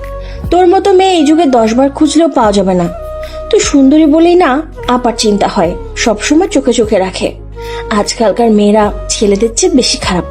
ভুলিয়ে ভালিয়ে তোকে কোথায় নিয়ে যাবে টেরও পাবে না। জানিস তো যুগ কত খারাপ। আর কাঁদিস না রে। সিরাত তবুও কাঁদে। তার দুঃখের যেন শেষ নেই। প্রতিটি ছোট ছোট বিষয় নিয়ে সে কাঁদে। কোথায় যেন শুনেছিলাম রূপবতী মেয়েরা ভীষণ বোকা হয়। আরো কয়েকদিন পরের কথা, কলেজে বাস মিস হয়ে যাওয়ায় সিরাত আর অপেক্ষা করলো না। একটা পাবলিক বাসে উঠে একেবারে জানালার সিটের সাথে মিশে গেল। খুব কমই এই ধরনের বাসে যাতায়াত করার সুযোগ হয়েছে। এই প্রথমবার একা একা উঠল। শিলাও আজ কলেজে আসেনি। তাড়াতাড়ি বাসায় ফেরার তাড়া হলো। আজ এক আত্মীয়র বাড়িতে দাওয়াত আছে। সবাই নিশ্চয়ই এখন রেডি হয়ে ওর আসার অপেক্ষায় বসে আছে। ওর জন্য হয়তো তানিশা আন্টিও রেডি না হয়ে বসে আছে। সিরাত ভয়ে ভয়ে চোখে বাসের আড়াগোড়া পর্যবেক্ষণ করলো। এই সময় যাত্রী থাকে না বেশি। সিরাত একবার পাশের খালি সিটটার দিকে অসহায় চোখে তাকালো। খুব করে চাইতে লাগলো কোনো মেয়ে যাতে এই সিটে বসে, কোনো ছেলের পাশে যাতে ওকে বসতে না হয়। সিরাত দোয়া কবুল হলো না। অল্পক্ষণের মধ্যেই এক লোক বসলো সিরাতের পাশের সিটে। সিরাতের দৃষ্টি তখন জানালার বাহিরে। পাশে কারো উপস্থিতি টের পেয়ে ভীতু চাহনিতে ঘাড় ঘুরিয়ে তাকিয়ে একটা বড়সড় ধাক্কা খেলো। লোকটা ভাবলেশহীন ভাবে রুমাল নিয়ে মুখ মুছছিল। সিরাত হাত দিয়ে মুখ ঢেকে এক ঝটকায় আবার বাইরে চোখ রাখলো। মাথার ওড়নাটা আরো সামনে এনে ওড়নার এক অংশ কামড়ে ধরলো। লোকটার গা থেকে এক তীব্র স্মেল সিরাতের গা পেয়ে ঝরঝর করে ঘাম ছুটতে লাগলো। আল্লাহ প্লিজ, সাবির যাতে আমাকে না দেখে। সিরাতকে এমন অবস্থায় দেখে সাবির ঠোঁট টিপে হাসলো। তারপর এক ঝটকায় সিরাত তার দিকে ঘুরিয়ে মুখটা ওনার আড়াল থেকে দৃশ্যমান করলো। সিরাতের চোখে মুখে বিস্ময় নিয়ে থমেরে তাকিয়ে আছে। চোখে মুখে অবিশ্বাস। চোখের কোণা দিয়ে বাসের আশেপাশে তাকালো। একটা মহিলা তার দিকে তাকিয়ে আছে। সিরাত আশেপাশে এবার লজ্জারা এসে ঘিরে ধরলো। মুখে রক্তিম আফা নিয়ে ভাবতে লাগলো, এত কিছু করেও কিভাবে বুঝলো? সাবির হয়তো তার অবস্থা বুঝতে পারলো। পিস্তল গলায় বলল, তোমার কি মনে হয় রাত আমাদের কোইন্সিডেন্সলি দেখা হয়েছে? মোটেও না। তোমার অবস্থা দেখে আমার খুব মায়া হলো, তাই তোমার পাশে এসে বসলাম। তুমি এত কিপটে কেন বলো তো? সিরাত অবাক হয়ে বলল, মানে? এই যে টাকা খরচ হবে বলে তুমি এই সিটটাও বুক করতে পারোনি। কত আর খরচ হতো?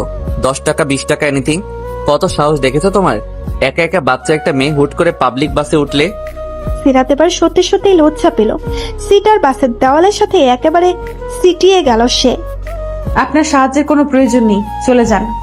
তুমি কি ভেবেছো আমি কোথাও যাচ্ছি? আমি শুধু তোমাকে গাইড দিতে এখানে এলাম। আমার গাড়িতে ড্রাইভার ড্রাইভ করছে তোমার পাশ বরাবর, দেখো। সিরাত সন্দিহান দৃষ্টিতে জানালার বাইরে তাকালো। একটা লাল রঙের গাড়ি তাদের সাথে সাথে চলছে। চলো না একটা হাত করি। সিরাত একটা ঢুক গেলে আবার আশেপাশে তাকালো। মহিলাটা এখনো তাদের দিকে তাকিয়ে আছে। সাবির এগিয়ে আসছে তার দিকে। সিরাত নাউজুবিল্লাহ বলে জানালার দিকে সম্পূর্ণ ঘুরে বসলো। পাশ থেকে সাবিরের হু হা হাসির আওয়াজ আসছে। সিরাতের গন্তব্য গাড়ি থামতেই সাবিরকে ওদিকে একটু যাব। বলে পাশ কাটিয়ে চলে এলো। বাস থেকে নেমে একেবারে জোর কদমে গলি বাঁক নেওয়া জায়গাতে এসে থামলো। সামান্য মাথা ঘুরিয়ে দেখলো কেউ আসছে কিনা। সাবির স্টপের পাশে হাত ভাঁজ করে দাঁড়িয়ে আছে। সিরাত তাকাতেই বাই। জানালো হাত নেড়ে। সিরাত বুকে থুথু ছিটিয়ে আরো জোরে পায়ে হাঁটা ধরলো। জোর পাচাম বেঁচে গেছে আজ। সেদিন ছিল বৃহস্পতিবার। সকালের দিকে সিরাতের মাথা ব্যথা করছিল ভীষণ, তাই সে আর কলেজে গেল না। বেলা 12টার ঘরে আসতেই তার অবস্থার কিছুটা উন্নতি হলো। ইফতি স্কুল থেকে ফেরার পর সে তানিশা আর ইফতি মিলে বেশ মজা করে সময় কাটালো। ব্যবসা গরমে সিদ্ধ হওয়ার উপক্রম। মা রান্নাঘরে ঢোকার আগেই তানিশা গরম গরম পাকোপোড়া আর পেঁপে জুস বানিয়ে পরিবেশন করলো। হাফ টাইম হওয়ায় সিরাতের বাবাও আজ তাড়াতাড়ি চলে এলেন। সবাই মিলে বেশ উৎসব মুখর পরিবেশের মাঝে দুপুরের খাওয়া দাওয়া পর্ব শেষ হলো। বিকেলে ঘটলো এক অদ্ভুত ঘটনা। এক প্রাপ্তবয়স্ক মহিলা ইয়া বড় বড় কার্টুনে নাস্তা, ফ্রুট আর কমল পানি নিয়ে সিরাতের ফ্ল্যাটের দরজার সামনে হাজির। সিরাতরা পরিবেশের সবাই মিলে তখন টিভি দেখছিল ড্রয়িং রুমে। বাড়িতে হঠাৎ করে আগাম কোনো কথা ছাড়াই মেহমান আসায় সিরাতরা বেশ এলোমেলো হয়ে পড়ল। ভেবেছিল পাশের বাড়ির কোনো মানুষ। দরজার সামনে অপরিচিত মহিলাকে দেখে তাড়াতাড়ি মাথার ওড়না থেকে সালাম দিয়ে দরজার কর্নারে সোফায় বসে থাকা মাকে ইশারা করলো।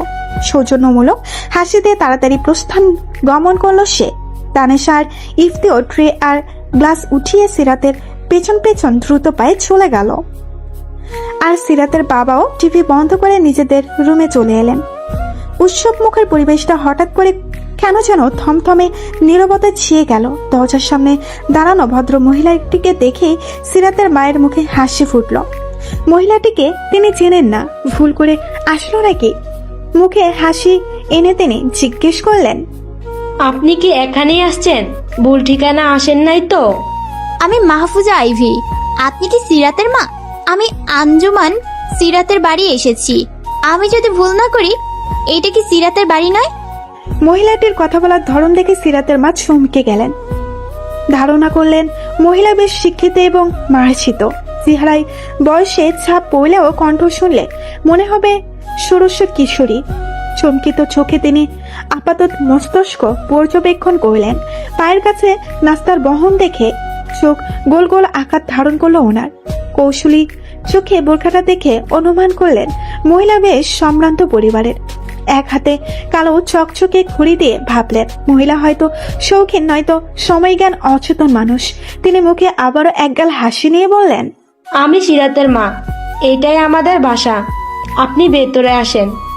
আমি জানতাম এটাই সিরাতের বাসা। চলুন তাহলে ভিতরে যাওয়া যাক। আসেন। সিরাতের মায়ের মুখে বিশ্ব জয়ের হাসি। এই মহিলা সিরাতের জন্য সম্বন্ধ নিয়ে এসেছেন নিশ্চিত। কি মার্জিত ব্যবহার, ধনীও মনে হয়। এমন একটা ঘরে যদি সিরাটার বিয়ে দিতে পারি আর কোনো চিন্তা থাকবে না।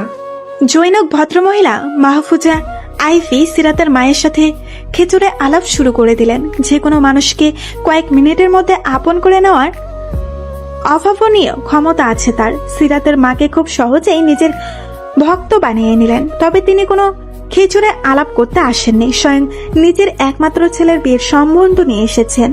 ছেলে তার সিরাতকে প্রথম দেখেই ভালোবেসে ফেলেছেন। সিরাতের বাবার সাথে আলাপে বসলেন এবার। কয়েক মিনিটের মধ্যে সিরাতের বাবা খুব ভেবেচিন্তে কাল ছেলেকে সহ দাওয়াত করলেন। স্বামীর সম্মতি সূচক ইঙ্গিত পেয়ে সিরাতের মা আহ্লাদে আটখানা যেন। সিরাতের জন্য হঠাৎ এত বড় বাড়ি থেকে সম্বন্ধ আসা, সিরাতের বাবার গোপন সম্মতি, কাল ছেলেকে সহ নিমন্ত্রণ, সব যেন কেমন কাকতালীয় ভাবে ঠিক হয়ে গেল। অন্যদিকে এইসব শুনে সিরাতের মাথায় যেন বাস ভেঙে পড়ল। এ কি শুনছে ও? এটা কিভাবে সম্ভব? সব না শুনেই হাউ মাউ করে কান্না শুরু করে দিল সে। কাল ছেলে আসবে শুনে ভয়ে থ মেরে বসে রইল কিছুক্ষণ। কি হবে এবার? হুট করে এসব কি হয়ে গেল? পরদিন সকাল থেকে সিরাতের অস্থিরতা বেড়ে গেল। তার মনে হচ্ছে এইবার আর কোনো রক্ষা নেই। বাবা বোধহয় রাজি হয়েই যাবে। ভাবতেই ঠোঁট উল্টে কাদার উপক্রম হলো সিরাতের। গতকাল রাতেও এইসব নিয়ে চিন্তা করতে করতে ঘুম হয়নি। ছেলে আসবে শুনে কোনো কারণ ছাড়াই সিরাত লজ্জা পাচ্ছে। ছেলের সামনে আসতে বললে কি হবে? আলাদা কথা বলতে দিলে কি হবে তখন? এইসব মাথায় নিয়ে সে লজ্জায় একেবারে নুয়ে পড়ছে। তানিশা সিরাতের এমন অবস্থা দেখে তানিশা হেসে কুটি কুটি। হাসতে হাসতে সে বলল, তোকে কি প্রথমবার পাত্রপক্ষ দেখতে আসছে নাকি? কিছুক্ষণ আগে দেখলাম কাঁদছিস, এখন দেখছি লজ্জায় একেবারে লাল হয়ে গেছিস। কি ব্যাপার? সিরাত তানিশাকে জড়িয়ে ধরল। আন্টি, এইবারের ব্যাপারটা আলাদা। আব্বু মত দিয়ে দিয়েছে, সব ওই মহিলার দোষ। আন্টি, ওনারা একটু পরে চলে আসবে, আমি কি করব? তানিশা পিঙ্কের মতো মাথা নাড়ালো। সবই তো বুঝলাম, কিন্তু তোর এই সাইকোটা কোথায়? আমি যা বুঝেছি এত সহজে কিন্তু হাল ছাড়বার পাত্র নয় সে। সিরাত আবার গাইগুই করে বলল, ও ফান্টি, এইসব বলে ভয় আর বাড়িও না। ওই লোকটার নাম শুনেও আমার ভয় করছে। কখন কিভাবে কোথা থেকে হুট করে সামনে চলে আসে আমি নিজেও ঠাহর করতে পারি না। সব সময় রাত রাত রাত পাত কি সব নামে ডাকে আমায়। ও আন্টি, আমি বিয়ে করব না, প্লিজ কিছু করো। তানিশা আবার পিঙ্কের মতো মাথা নাড়ালো। আমি তোর আন্টি, তুই আমার ভাতিজি, তাই না? ছেলে যদি সুবিধার মনে না হয় এখানেই ল্যাং মেরে ফেলে দেবো, বুঝেছিস? কোন ছেলে কেমন হয় জানা আছে আমার, খালি আসতে দে। আমি আর ইফতি মিলে ছেলেটাকে এমন অবস্থা করব না, সব ভদ্রগিরি ছুটিয়ে দেব। বলে কিনা প্রথম দেখায় ভালোবাসা, কচুর ভালোবাসা ছুটিয়ে দেব। সিরাত খানিকটা স্বস্তির নিঃশ্বাস ফেলে চিন্তিত মুখ করে বসে রইল। তানিশা মিথ্যে কথা বলে না। গ্রামের সকল ছেলের কাছে তানিশা মানেই ভয়। আস্ত একটা ছেলেদের গ্যাং নিয়ে ঘুরতো এক সময়। অন্যদিকে সিরাতের মা আজ সকাল থেকে রান্নাঘরে। ওনাকে দেখে মনে হবে রাতেই ওনার জীবন অবসান হবে আজ। মুখে ঘাম একাকার, শাড়ির আঁচলে মুখ মুছছেন বারবার। সিরাত সাহায্য করতে চেয়েছিল, কিন্তু তিনি ধমক মেরে ঘরে পাঠিয়ে দিয়েছেন। সিরাতকে আজ কোনো কাজই করতে দেননি তিনি। একটু আগে নিজ হাতে সিরাতকে লাল শাড়ি পরিয়ে দিয়ে মোটামুটি একটা পুতুল বানিয়ে রেখে দিয়েছেন। তানিশা সাজিয়ে দিয়েছে ঘরোয়া সাজে। হেঁটে হেঁটে সিরাত যখন একটু আগে রান্নাঘরে উকি দিয়ে গেল, তা দেখেই ওনার যেন সমস্ত ক্লান্তি উবে গেল। মনে হলো যেন আস্ত একটা পুতুল গুটি গুটি পায়ে হাঁটছে। শাড়ি সামলাতে গিয়ে তার অবস্থা নাজেহাল। মেয়েটাকে আজ ভীষণ সুন্দর লাগছে, লাল রংটা খুব মানিয়েছে। তিনি আবার রান্নায় ব্যস্ত হয়ে গেলেন। দুপুরের দাওয়াত এক্ষুনি এসে পড়বে হয়তো। উফ, সিরাতের বাবাটা সেই কখন দোকানে গেল মিষ্টি কিনতে, এখনো এলো না। ইফতিটাও গেছে বাপের সাথে। গরমে নিশ্চয়ই এতক্ষণে ঝুল হয়ে নাক মুখ লাল করে ফেলেছে। কি করছে কে জানে। ঠিক দুপুর 12টা বাজে বাড়ির কলিং বেল বেজে উঠল। কলিং বেলের টন পুরো ঘরময় প্রতিধ্বনি হলো। সিরাতের গায়ে যেন কে কাটা মারলো। নিশ্চয় তোরা এসে গেছে। বিছানার চাদর শক্ত করে আঁকড়ে ধরে সে অস্থির পায়ে নিজের রুমে পায়চারি করতে লাগলো। তানিশা একটু দূরে বসে একটা মিষ্টি মুখে পুড়ে সিরাতের কাণ্ড দেখছে। ইফতিও সিরাতের পেছনে পেছনে হাঁটছে। একটা মিষ্টি হাতে নিয়ে বোনকে বলল, আপু, আজ না তোমার বিয়ে? ধরো মিষ্টি খাও। আমি আর আব্বু অনেক দূর থেকে এই মিষ্টি এনেছি, খাও। বিয়ে করলে মিষ্টি খেতে হয়। সিরাত হাঁটা থামিয়ে ইফতির দিকে ভয়ে ভয়ে তাকিয়ে রইল। তানিশা দিল এক ধমক। আরে দিব একটা চটকানা। ইফতিয়া, তোকে আজ তেঁতুল তলায় দিয়ে আসবো। তেঁতুল গাছের রাক্ষসীর সঙ্গে তোকে বিয়ে দিয়ে দেব। সাথে একটা মিষ্টির প্যাকেটও নিয়ে যাবে, দুজনে মিলে ভাগ করে খাস। চল। ইফতি বেচারা মিষ্টিটা হাতে নিয়ে নাদুস নুদুস শরীরে দৌড়ে পালিয়ে গেল। ছেলেটা একটু আগেই গোসল করে এসেছে। তার মায়ের ধারণা ঠিক। ঠিকই গরমে ঘামে ভিজে নাক মুখ লাল করে এসেছে। ওরা দুই ভাই বোনই একরকম, ফলস্বরূপ আবার গোসল করতে হলো। সিরাতের মা অতিথি আপ্যায়ন ব্যস্ত হয়ে গেলেন। মাত্রই গোসল সেরে স্বামীর সাথে কি একটা বিষয় আলাপ করছিলেন। কলিং বেলের শব্দ শুনে এগিয়ে এসে দরজা খুলে দিলেন। মাহফুজা আইভি হাসি মুখে দাঁড়িয়ে আছেন, পরনে ভারী জামদানি শাড়ি। গতকালকের মতো ওনার চেহারায় কোনো তাড়াহুড়া নেই। ওনাকে একা দাঁড়িয়ে থাকতে দেখে সিরাতের মা বললেন, ভাবি জামাই বাবা কোথায়? আইভি ভীষণ খুশি হলেন। ছেলেকে জামাই সম্বোধন করায় তিনি অনেকটাই বুঝে গেলেন। বিয়ান, আপনার জামাই বাবা একটু পর আসবে। আমাকে এখানে নামিয়ে দিয়ে মহাশয় গেছে আরিয়াল ঘের থেকে মিষ্টি কিনতে। জানেন তো ওখানকার জিনিস আমাদের শহরে এক নামে পরিচিত। এত দূর যাওয়ার কি দরকার ছিল? সিরাতের মা হাসতে হাসতে বললেন, মুখে এমন বললেও মন খুশিতে ভরে গেল। মিষ্টি তো স্থায়ী দোকান থেকেও কেনা যেত। নিশ্চয়ই ছেলেটা ভালো। তিনি জনাবা আইভিকে নিয়ে ড্রয়িং রুমে সোফায় বসলেন। ইফতি সালাম দিয়ে দরজার কোণা ধারে দাঁড়িয়ে রইল। আমি বলে সে যেত না, আজ নিজ দায়িত্বে গেল। যেটা যখন মনে আসবে তাই করবে সে, কারো কথা কানে নেবে না। হবু শ্বশুর বাড়ি বলে কথা। তারা কথা চালিয়ে যেতে লাগলো। একসময় সিরাতের মা তানিশাকে জোরে ডাক দিয়ে বললেন, তানিশা, টেবিলে জুসের ট্রেটা রেখেছি, সিরাতকে নিয়ে এখানে আয়। এদিকে সিরাতের ভয়ে হাত পা ঠান্ডা হয়ে আসছে। শাড়ির আঁচলটা মাথায় দিয়ে সে ধীর পায়ে ড্রয়িং রুমের দিকে এগিয়ে যেতে লাগলো। রীতিমতো দাঁতে কিরমির করছে সে। তানিশার ট্রে হাতে নিয়ে ফিক করে হেসে দিল। তোর মতো কনে আমি এই জীবনে দেখিনি, পাগলি একটা। এত ভয় পাওয়ার কি আছে? তানিশা এত কিছু বুঝালো, তারপরেও সিরাত মৃগী রোগীর ন্যায় কাঁদতে লাগলো। জানাবা আইফিকে সে পায়ে ধরে সালাম করে মায়ের পাশে মাথা নিচু করে বসলো। নানা প্রশ্নের উত্তর দিতে দিতে আর চোখে আশেপাশে তাকালো। কি ব্যাপার, ছেলে আসেনি নাকি? স্বস্তির নিঃশ্বাস ফেললো সে।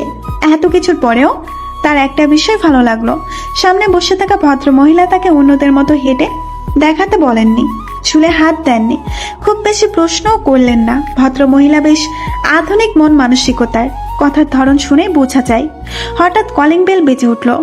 জনাবা আইফির মোবাইলে কল এলো। তার ছেলে নিচে এসেছে, মিষ্টি নিয়ে উপরে আসছে। কলিং বেল বাজার পর সিরাত তানিশার হাতটা শক্ত করে ধরলো। বুকের ভেতর টিপ টিপ আওয়াজ হচ্ছে। সবাইকে অবাক করে দিয়ে সিরাতের মা বললেন, সিরাত, তুই যা, দরজাটা খুলে দিয়ে জামাই বাবাকে নিয়ে ভেতরে নিয়ে আয়। মাহফুজা আইভিও তাল মেলালেন। হ্যাঁ মা, তুমিই যাও।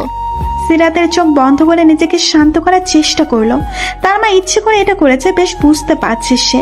তানিশার দিকে তাকাতেই তানিশাও একটা চোখ টিপ দিয়ে বেস্ট অফ লাক জানালো। অতঃপর সিরাত শাড়ির কুচি সামনে দরজার দিকে এগিয়ে যেতে লাগলো। দেখে মনে হচ্ছে যুদ্ধে যাচ্ছে সে। কাপা কাপা হাতে দরজা খুলে দিতেই তার দিন দুনিয়া উল্টা পাল্টার উপক্রম হলো। সাবির, সিরাত অনড়ভাবে দাঁড়িয়ে রইল, চোখে মুখে বিস্ময় নিয়ে সাবিরকে দেখছে সে। সাবির সম্পূর্ণ ফর্মাল লুকে, শার্টের হাতা ফ্লোর করে, সাথে মাথা নিচু করে প্যাকেট গুনছে। তার সাথে আসা লোকটাও মনোযোগ দিয়ে সাবিরকে দেখছে। সিরাত একটা ঢোক গিলে কপালে জমা বিন্দু বিন্দু ঘামগুলো মুছলো। আশ্চর্য, এই পাগলটা এখানে কি করছে? বাড়ির ঠিকানা জানলো কি করে? সাবির প্যাকেট গোনা শেষ করে মুখ তুলে তাকালো। তার চোখেও বিস্ময়ের খেল। গোল গোল চোখে সিরাতকে আপাত মস্তিষ্ক পর্যবেক্ষণ করে মুচকিয়ে হাসলো। এদিকে সিরাতের দম বন্ধ হওয়ার উপক্রম। সাবিত কিছু বলতে চাচ্ছিল, তার আগেই সিরাত মুখের উপর ধরাম করে দরজাটা বন্ধ করে দিল। কাদো কাদো মুখ করে ফ্যাকাশে মুখে বন্ধ দরজাটার দিকে তাকিয়ে আছে সে। ড্রয়িং রুম থেকে মায়ের আওয়াজ দিল, সিরাত, তাড়াতাড়ি দরজাটা খুলে জামাইকে নিয়ে আয়। আর কতক্ষণ দাঁড়িয়ে থাকবে ছেলেটা? সিরাত অসহায় মুখে আবার দরজাটা খুলে দিল। আজ বোধ হয় আর রক্ষা নেই। দরজা খুলে দেখলো সাবির একা দাঁড়িয়ে আছে, পাশের লোকটা নেই। সিরাতকে অবাক করে সাবির ভেতরে ঢুকলো, নিচু স্বরে জিজ্ঞেস করলো, প্যাকেটগুলো কোথায় রাখবো? সিরাত পারে না, দৌড়ে পালিয়ে যায়। এখন থেকেই হাঁটু কাঁপছে তার, গলার স্বরেও তার প্রকাশ পেল। ছোট টেবিলটা দেখিয়ে বলল, এইখানে রাখুন। সাবির মাথা নেড়ে বেশি বহুল হাতের সব প্যাকেট টেবিলে রেখে সরাসরি সিরাতের দিকে তাকালো। সিরাত খানিকটা ফোরকে গিয়ে পেছনে সরে এলো। এই লোকটা এইভাবে শান্ত চোখে তাকিয়ে আছে কেন? মানে কি চলছে বোঝার উপায় নেই। সিরাত পিছনে আসতেই সাবির এক কদম এগিয়ে এলো। সিরাত বুকে টোল পিটাচ্ছে, যে কোনো সময় হার্ট অ্যাটাক করতে পারে সে। মুখ দিয়ে একটা আওয়াজ বের করার ক্ষমতা নেই যেন ওর। শরীর ক্রমেই অসাড় হয়ে আসতে সাবিরের এগোনো দিকে দুই হাত মুঠ করে শাড়ি চেপে ধরলো। মনে মনে অসংখ্য দোয়া দরদ পড়ছে। দুজনেই মনোযোগ বিচ্ছিন্ন হলো হঠাৎই। সিরাত স্বস্তির নিঃশ্বাস ফেললো। ড্রয়িং রুম থেকে আবারও মা ডাকলো তাকে। সিরাত, কি করছিস এতক্ষণ? সিরাত নিজেকে ধাতস্থ করে প্রয়োজনের অধিক জোরে চেঁচালো, আসছি মা। আর চোখে একবার সাবিরের দিকে তাকিয়ে দ্রুত পায়ে ড্রয়িং রুমের উদ্দেশ্যে এগিয়ে যেতে লাগলো সিরাত। এই মরার শাড়িটার জন্য তাড়াতাড়ি হাঁটতেও পারছে না। সাবিরকে পাশ কাটিয়ে যাওয়ার সময় সাবির এক অদ্ভুত কাজ করে বসলো। সিরাতের এক হাত টেনে ডান গালে আলতো করে ঠোঁট ছুঁয়ে কানের কাছে ফিস ফিস করে বলল, আজ হঠাৎ বসে যে ঘুরঘুর করছো কেন? রসগোল্লা ভেবে টুপ করে খেয়ে ফেললে? আমার মতো পাগলাটে প্রেমিক পুরুষের তো দোষ নেই। প্রেয়সীর একটুখানি চাহনি হাজারবার পাগল হতে যথেষ্ট। বলেই সাবির সিরাতকে ফেলে ড্রয়িং রুমে চলে গেল। এদিকে সিরাত পা থামিয়ে বিস্ফোরিত দৃষ্টিতে তাকিয়ে রইল। কি সাংঘাতিক ছেলে রে বাবা! গায়ের রক্ত হিম হয়ে আসছে। সিরাত গালে হাত দিয়ে আশেপাশে তাকিয়ে দেখলো কেউ দেখেছে কিনা। একরাশ লজ্জার দুঃখ ভরাক্রান্ত মন নিয়ে সে ড্রয়িং রুমে গেল। সবকিছু এলোমেলো লাগছে তার। সাবির এই মহিলার ছেলে? এই ছেলেই কি তাহলে পাত্র? ভাবতেই গলা শুকিয়ে এলো।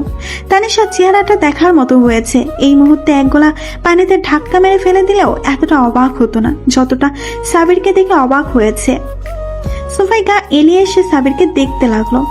সিরাতকে ক্রমাগত খোঁচাচ্ছে সে।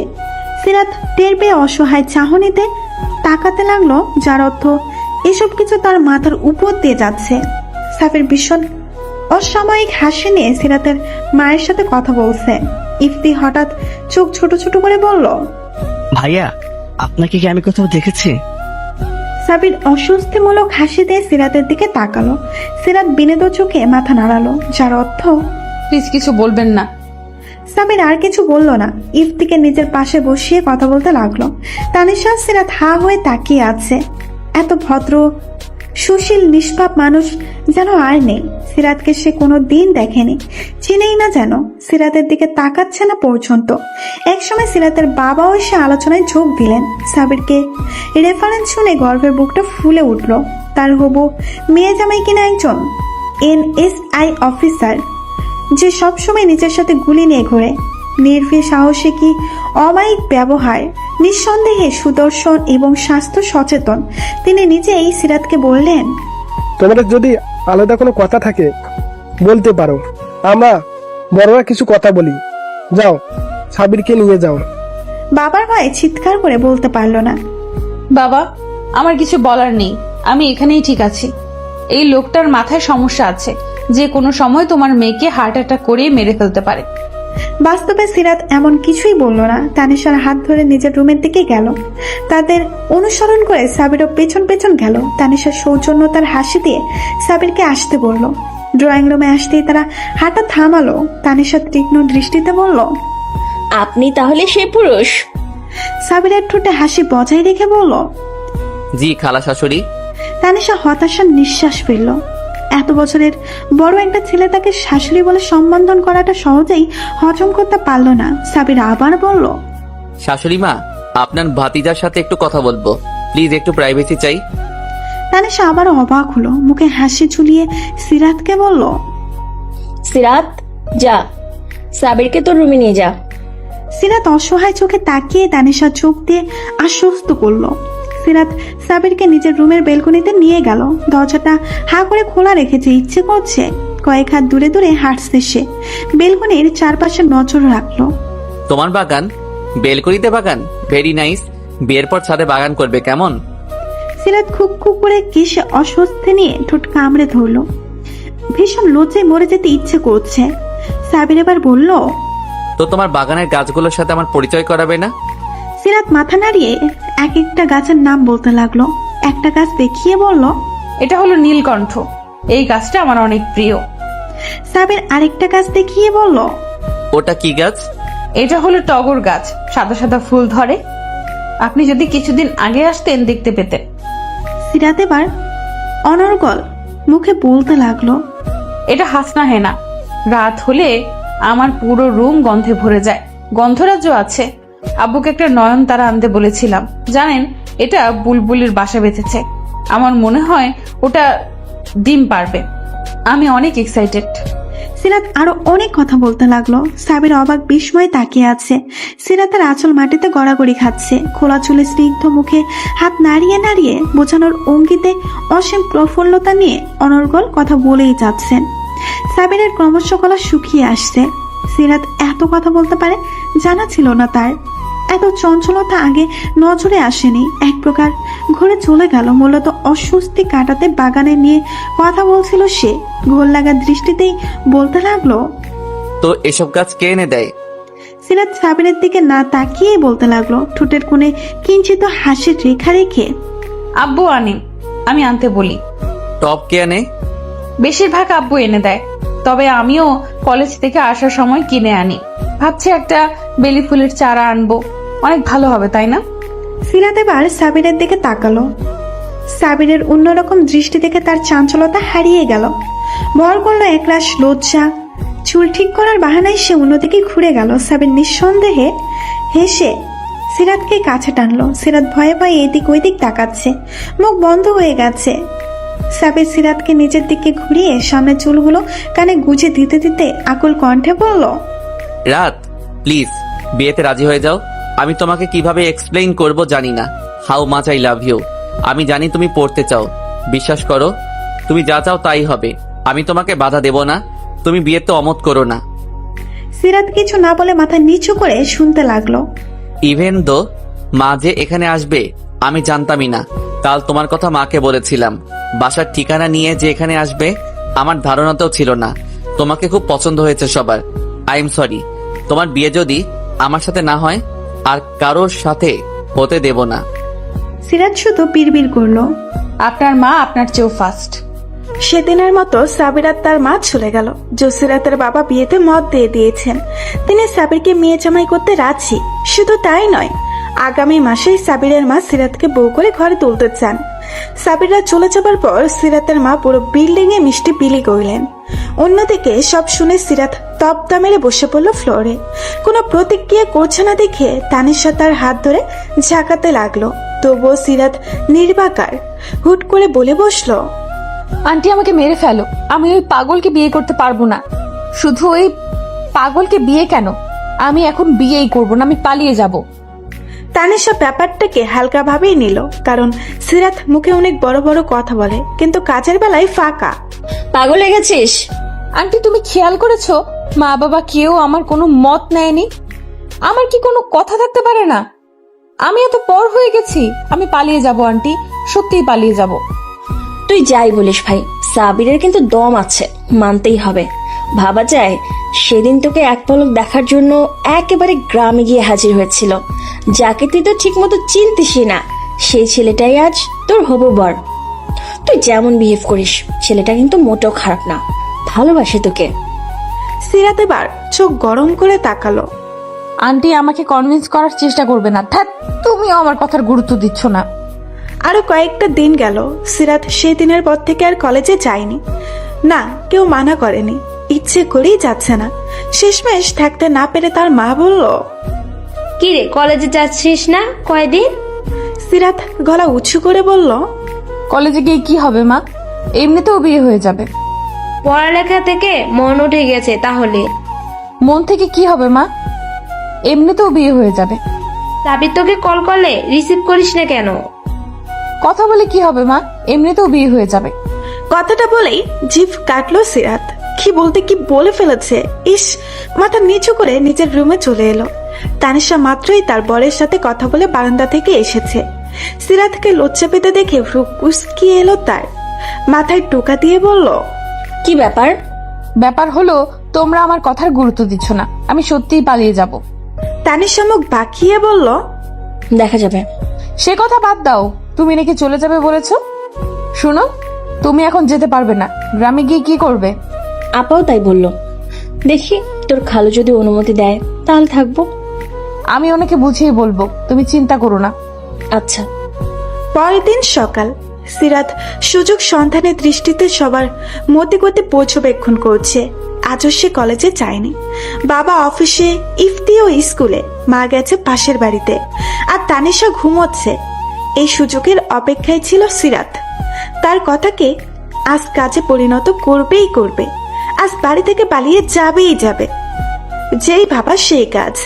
নিজে জমানো টাকা যা আছে তা নিয়ে একেবারে রেডি হয়ে রাস্তায় পর্যন্ত চলে এলো। মোবাইলটা সুইচ অফ করে ভাবতে লাগলো, কোথায় যাবে এখন? লাইব্রেরিতে যাওয়া যায়, এখানে ঘন্টার পর ঘন্টা বসে থাকলেও কেউ কিচ্ছু বলবে না।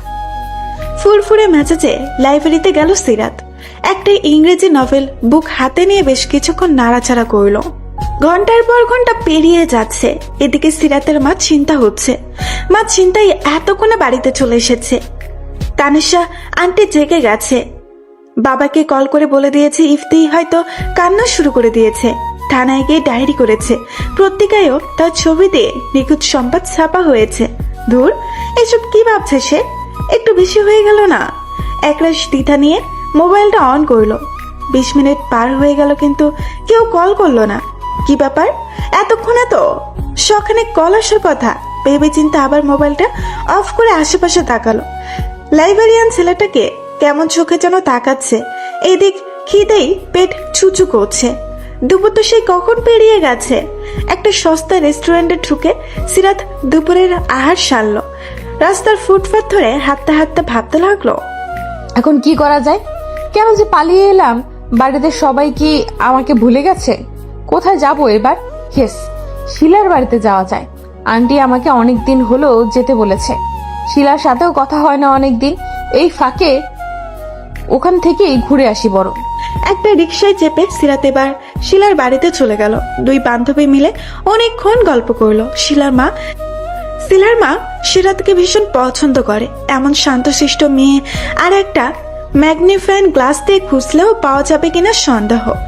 সেই শান্ত বিশিষ্ট, লেজহীন বিশিষ্ট সিরাত নামের মেয়েটা যে বাড়ি থেকে পালিয়ে এসেছে, শুনলেই বুড়ো বয়সে হার্ট অ্যাটাক করতে হতো ওনাকে।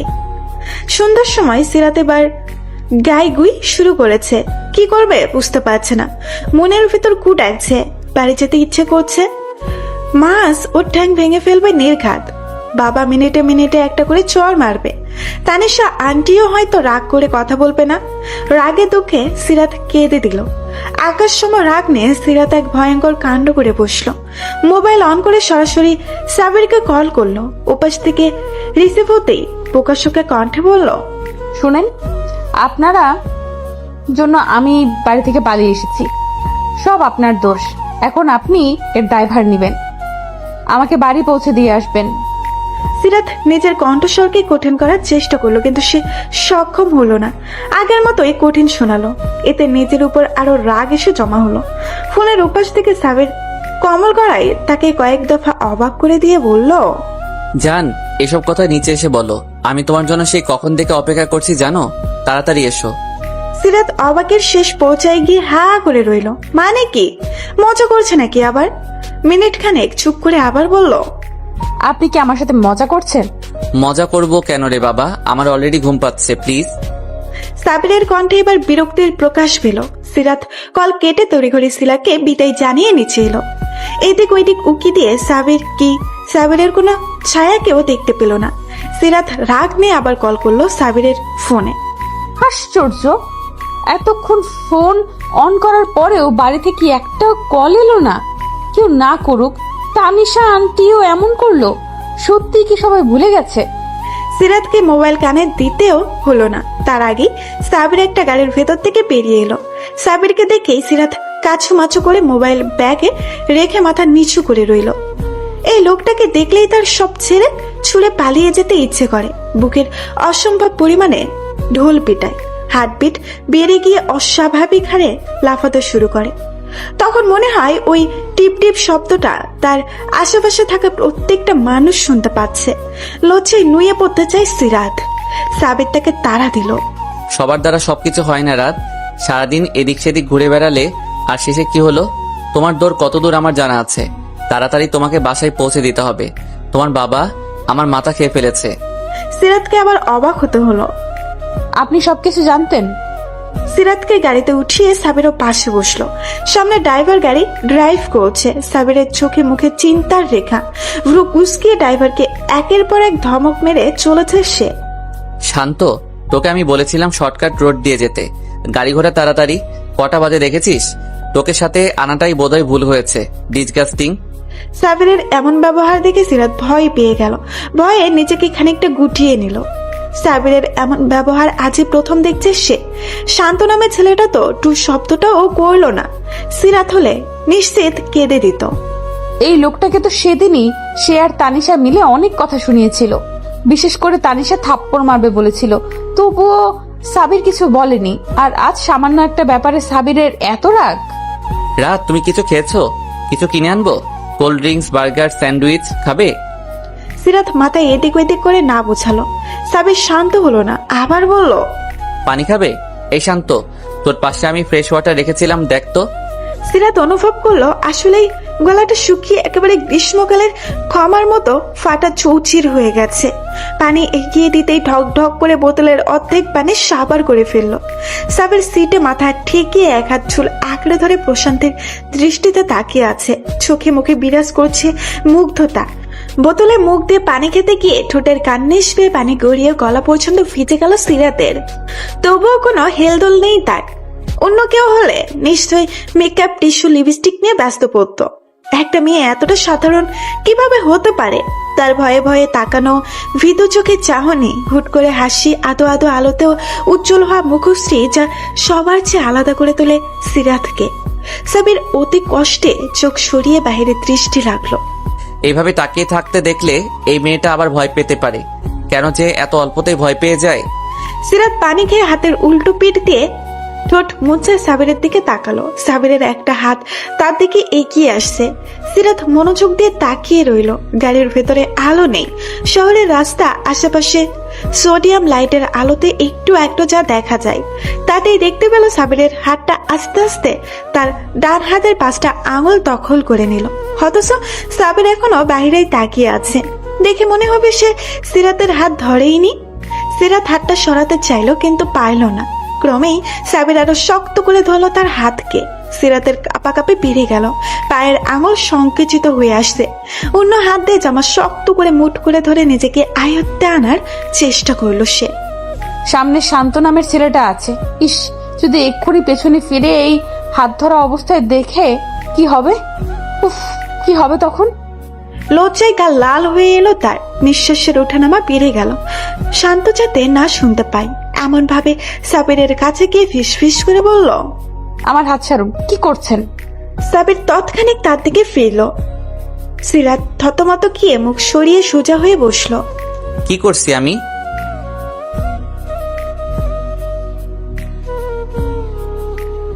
সিরাত আতঙ্ক নিয়ে সামনে তাকালো। সিরাতের কোনো জবাব না পেয়ে সাবির আবার বলল, তোমার হাত ধরেছি তো কি হয়েছে রাত? ভালোবাসার মানুষের হাতটা ধরেছি একটু। এভাবে থাকি না প্লিজ, আর একটু। তুমি জানোই how much I love you. Sirat এবার সাবিরের মুখ চেপে ধরলো। মানুষ এতটা নির্লজ্জ কিভাবে হতে পারে? শান্ত কি মনে করেছে কে জানে? রোবট নাকি? যেমন ছিল তেমনই গাড়ি চালাচ্ছে। মুখের ভাবভঙ্গি এমন যে কিছুই শুনেনি। আশ্চর্য, এখানে সবাই পাগল। সাবির নিঃশব্দে হাসতে লাগলো। খানিকক্ষণ পর হাসির মাত্রা আরো বেড়ে গেল। সিরাত তো পাইলে লজ্জায় কোথাও লুকিয়ে পড়বে। অবশেষে তারা বাড়িতে পৌঁছালো। সিরাত ভয়ে ভেতরে ঢুকছে না। আল্লাহ, আমার কি হবে এখন? আজ আমি শেষ। সিরাত কান্না মুখ করে বিড়বিড় করতে লাগলো। সাবিরের দিকে চোখ যেতেই দেখলো লোকটা আবার মিটি মিটি হাসছে। সিরাত চোখ বড় বড় করে বলল, আজব, আপনি হাসছেন কেন? কই না তো। আমি স্পষ্ট দেখলাম। সাবির একটা দীর্ঘশ্বাস ফেললো। আশ্বস্তের ভঙ্গিতে বলল, ডোন্ট ওয়ারি রাত, তোমার পরিবারের সবাই জানে যে আজ সারাদিন তুমি আমার সাথে ছিলে। আমরা একসাথে ঘুরে বেরিয়েছি, দুপুরে লাঞ্চ করেছি, শপিং করেছি, আরো অনেক কিছু। আফসোস যদি এমন হতো। বাদ দাও, সামনে হবে ইনশাল্লাহ। তুমি এখন থেকে একদমই কোনো বিষয় নিয়ে চিন্তা করবেন না। আমি সবসময় তোমার সাথে, তোমার পাশে আছি। আমার শ্বশুর অনেকদিন ধরে তোমাকে আগলে রেখেছে এই বাইরের জগৎ থেকে। আমি অনেক থ্যাঙ্কফুল উনার কাছে যে তুমি এখনো পবিত্র, স্বচ্ছ, পরিষ্কার। I like your simplicity. আর যা আমাকে সবসময় তোমার দিকে টানে। Love you Sirat. আমি সত্যি তোমাকে অনেক বেশি ভালোবাসি, তোমাকে অর্ধাঙ্গিনী হিসেবে পেতে চাই। সিরাত অবাক হয়ে সাবিরের দিকে তাকিয়ে আছে। সাবিরের কথা সে বুঝেছে কিনা বোঝা গেল না, পুরোটা সময় সে শুধু ভাবলো লোকটা এত সুন্দর বুঝিয়ে কথা বলতে পারে কেন? এত সুন্দর কেন আপনি? সাবির চলে যাবার পর সিরাত বাড়িতে ঢুকলো। মা বাবা খুশ গল্পের মতো তানিশা ইফতিকে হোমওয়ার্ক করাতে ব্যস্ত। সবাই সিরাতকে দেখলো কিন্তু কোনো প্রতিক্রিয়া করলো না। রাগে দুঃখে সিরাতের কাঁদতে ইচ্ছে হলো। এত কষ্ট করে সে আজ পুরো শহর ঘুরে এলো, লজ্জা শরম মাথা খেয়ে সাবিরকে কল করে এত কাহিনী করলো, শেষ পর্যন্ত কিনা তার এই পরিণাম। কেউ তার কোনো কেয়ারই করলো না। সব দোষ ওই সাবির কাবিরের। সময় বহমান। সিরাত আর সাবিরের বিয়ের দিন দরজায় করা নাড়তে শুরু করলো সবে। তাদের বিয়ে তেমন একটা জাঁকজমকপূর্ণ ভাবে হবে না। ইসলামের শরীয়তে যেমন কম খরচের সাদামাটা বিয়ের কথা বলা আছে, ঠিকই সেইভাবেই হবে। সাবিদের বাবা দেশে নেই, বিয়েতে থাকতে পারবে না। তিনি দেশে ফিরলেই রিসেপশন করা হবে বড় সড়ো করে। সিরাত এমন প্রায় সময় মনমরা হয়ে বসে থাকে, ঠিক মতো খায় না, কলেজেও যায় না, সাবিরের সাথে ইচ্ছে করেই কথা বলে না। ভয়ে দিন দিন কেমন যেন আড়ষ্ট হয়ে যাচ্ছে। সাবিরকে সে ভয় পায়, খুবই ভয় পায়। তাদের যে বিয়ে হবে, একই বাড়িতে একই ছাদের তলায় থাকবে, সেটা মেনে নিতে পারছে না।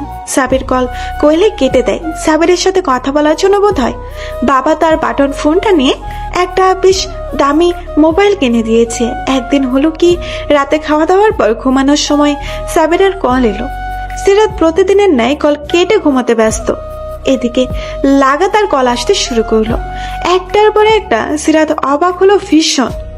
ফোনটা সাইলেন্ট করে পাশের বালিশের উপরে রেখে চোখ পিট পিট করে ভাষাহীন চোখে তাকিয়ে রইল। ফোনটা নিঃশব্দে বেজেই চলেছে। একবার কল কেটে যাওয়ায় আবার এলো, আবার মোবাইলের স্ক্রিনে স্পষ্ট লিখে আসছে বারবার, সাবির ইজ কলিং ইউ। সিরাত মনে মনে বলল, আপনার একটুও বিরক্ত লাগছে না এভাবে কল করতে? আসলেই আপনি পাগল। এক সময় সিরাত ঘুমিয়ে গেল, রাতটা ওইভাবেই কাটিয়ে দিল। সকালে ঘুম ভাঙতেই সিরাতের নজর গেল পাশের বালিশের উপর রাখা ফোনটার দিকে। ভালো করে তাকাতে আটকে উঠল সে। এখনো সাবির কল করে চলেছে। কল কেটে গেলেই সিরাত ফোন চেক করলো, 1755টা মিস কল। বেকুব বুনে হাঁ করে তাকিয়ে রইল সিরাত। আবার ভয়ও হলো কোনো বিপদে পড়েনি তো আবার। বেস্তিত্ব সে কল রিসিভ করলো, অবাক কণ্ঠে বলল, আপনি কি পাগল? উপাস থেকে সাবিরের শান্তমাখা কণ্ঠ কানে এলো তার। কেন এত কষ্ট দাও আমাকে? ওয়াই রাত, লাভ ইউ, প্লিজ একবার দেখা করো। সিরাত কলটা কেটে দিয়ে থতমত মুখে তাকিয়ে রইল। এরপর আর কোনো কল এলো না। ভাবতেও অবাক লাগে, সারাদিন এক নাগারে কল করে চলেছে ছেলেটা। কি ভীষণ জেদি। গ্রাম থেকে আত্মীয়রা আসতে শুরু করেছে। সারাদিন গান বাজনা হই হুল্লোড়ের মাঝে ডুবে আছে সবাই। অথচ যাদের ঘিরে এত আয়োজন, তাদের ভেতরে কিছুই ঠিক নেই। মা ইদানিং সিরাতের ভীষণ যত্ন করছে। শাড়ি পরা শিখাচ্ছেন, যত্ন করে খাওয়াচ্ছেন, রান্না করাচ্ছেন, কাঁচা হলুদ মাখিয়ে সিরাতকে নিজের সামনে বসিয়ে রাখেন। রোদে তো বাইরে হতে দেন না। সিরাতের গায়ের রং খুলে যাচ্ছে দিন দিন। যদিও আগের থেকেই সে সুন্দরী, তবুও এখন যেন অন্যরকম লাগে। মামিরা বলেছে বিয়ের ফুল ফুটলে মেয়েদের অন্যরকম সুন্দর লাগে। সিরাত লজ্জায় এতটুকুই হয়ে যায়। রাতে খাওয়ার সময় সিরাতের মা বললেন, আগামীকাল সাবিরের মা আসবে। এখান থেকে সিরাতকে নিয়ে শপিং মলে যাবে। সিরাতের পছন্দসই গহনা আর কিছু জামা কাপড় কিনবে। সিরাতের গলায় খাবার আটকে গিয়ে খুব খুব করে কাশতে লাগলো। তার মানে সাবিরের সাথে কাল দেখা হবে? তানিশা তাকে বুঝালো, দেখ সিরাত, যথেষ্ট হয়েছে। কোনো ছেলেই এসব মেনে নেবে না। সাবির তোকে আগে থেকে ভালোবাসলেও এটা একটা অ্যারেঞ্জ ম্যারেজ। দুজনকে সময় দিতে হবে, চিনতে হবে, মানিয়ে নিতে হবে। ছেলেটা আসলেই তোকে ভালোবাসে, নাইলে তোর এই ব্যবহার মানতো না। ভেবে দেখেছিস, তোর এত অবহেলার পরও সাবির কোনো প্রতিবাদ করেনি। তার মা বা এই বাড়ির কাউকে কিচ্ছু জানায়নি। তোর ভাগ্য ভালো বলেই এত কিছু করতে পারছিস। তানিশা আরো অনেক কিছু বুঝালো, কিন্তু কাজ হলো না। সিরাত থ মেরে বসে রইল। আসলে সে নিজেও বুঝতে পারছে না তার এমন কেন হচ্ছে। সাবিরকে সে মেনে নিতে পারছে না। এই বিয়ের ব্যাপারটাই সে মেনে নিতে পারছে না। সাবিরের প্রতি কোনো আক্ষেপ, ঘৃণা, অবহেলা বা অতীতের কোনো খারাপ স্মৃতি কিচ্ছু নেই। নিজেকে কেন যেন এসবের প্রতি অপ্রস্তুত লাগে। তার আরো সময় প্রয়োজন। পরদিন যথাসময়ে সাবিরের মা সিরাতকে নিতে এলেন। সিরাত আগেই তৈরি হয়ে বসেছিল। সাবিরের মা এসেছে শুনে ভাবতে লাগলো, সাবির কি আসেনি? ড্রয়িং রুমে শুধু সাবিরের মাকে দেখা গেল। সিরাত আগ বাড়িয়ে সাবিরের কথা জিজ্ঞেস করলো না। ঠোঁটের কোণে এক টুকরা হাসি বুলিয়ে সিরাত নিচে নেমে এলো। যাওয়ার আগে তানিশা ফিস ফিস করে বলল, সাবিরের সঙ্গে সব ঠিক করে নিতে, আর কয়দিন বাদে বিয়ে, এমন দূরত্ব আর মানা যায় না। নিচে নেমে সিরাত ছটকা খেলো। সাবির এসেছে, উপরে গেলে কি হতো? মনে মনে অবাক হলেও মুখে প্রকাশ করলো না সিরাত। গাড়ির সামনে তাকাতেই সাবির তাদের জন্য ডোর খুলে দিল। সাবিরের মা আইফির গাড়িতে বসলেন। সিরাত গাড়িতে উঠে বসতেই সাবির ডোর লক করে দিল। সিরাতের চোখ আপনা আপনি সেদিকে চলে গেল। সাবির কাতর দৃষ্টিতে তাকিয়ে আছে, হাজারো অভিমান নিয়ে এক নজরে তাকিয়ে আছে সিরাতের দিকে। সিরাত দৃষ্টি সরিয়ে চোখ ভিজিয়ে মাথা নিচু করে হাত মুসরামুসরি করতে লাগলো। এই মুহূর্তে তার কি করা উচিত ভেবে পাচ্ছে না। সাবির সামনে গিয়ে ড্রাইভারের পাশে সিটে বসলো। গাড়িতেও সিরাত চুপচাপ বসে রইল। সাবিরও মৌনতা পালন করে চলেছে। গুমট পরিস্থিতি বিরাজমান। সিরাত আনমনে সামনে সাবিরের দিকে তাকালো। লোকটার আচরণ আজ বেশ অদ্ভুত লাগছে। অন্য সময় হলে আগ বাড়িয়ে কথা বলতো, সবসময় হাসি লেগে থাকতো মুখে, কিন্তু আজ একবারও কথা বলেনি। সাবিরের চোখ মুখ অনেক শুকনো লাগছে। ভালো করে তাকালে বোঝা যাবে চোখ দুটো লাল হয়ে আছে। রাতে ঘুমায়নি না কি? কেন যেন সিরাতের খুব কাঁদতে ইচ্ছে হলো। সাবির এমন কেন করছে? একবারও জিজ্ঞেস করলেন না, রাত কেমন আছো, কোনো সমস্যা হচ্ছে না তো? এই সময় সাবিরের মা তাদের দুইজনকে উদ্দেশ্য করে বললেন, তোমাদের মধ্যে কি কোনো ঝামেলা হয়েছে? মা, তুই বল, আমার ছেলের কি অবস্থা কেন? সিরাত শুকনো কাশলো, কিছু বলল না। সামনে থেকে সাবিরকে বলল, আম্মু, কাউকে কিছু বলার দরকার নেই, আমি ঠিক আছি। সিরাত অপমান বোধ করলেও কি বলবে খুঁজে পেল না। এর মাঝে তারা শপিং মলে চলে এলো। তাদের কথাও আর এগুলো না। সাবির কাকে যেন কল করতে করতে তার মা আর সিরাতকে নিয়ে মলের ভেতরে চলে গেল। নিচতলায় অনেক মানুষের ভিড়। সিরাতের পেছনে সাবির নানা মানুষের হাত বাঁচিয়ে সামনে হাসছে। সাবিরের চওড়া বুকের সাথে সিরাতের মাথার সংঘর্ষ হচ্ছে পাহাড় পার। সিরাত অস্বস্তিতে মাটিতে মিশে যেতে চাইল। উপরের তলায় আসতেই ভিড় কমলো। নানা দোকান ঘুরে ফিরে জিনিস কিনছে সাবিরের মা। একটা লোক এসে যোগ দিল তাদের সাথে। লোকটাকে সিরাত চেনে না। সে ফর্মাল ড্রেসে শপিং মলের প্যাকেটগুলো নিয়ে তাদের সাথে হাঁটছে। গয়নার দোকানে ঢুকতেই সাবিরের মা বললেন সিরাতের নিজের পছন্দ মতো ডিজাইন চুজ করতে। তীব্র অস্বস্তি নিয়ে সিরাত বলল যা ইচ্ছে কিনতে। তার পছন্দ ভালো লাগে না। এই সময় সাবির তার পাশে এসে দাঁড়ালো।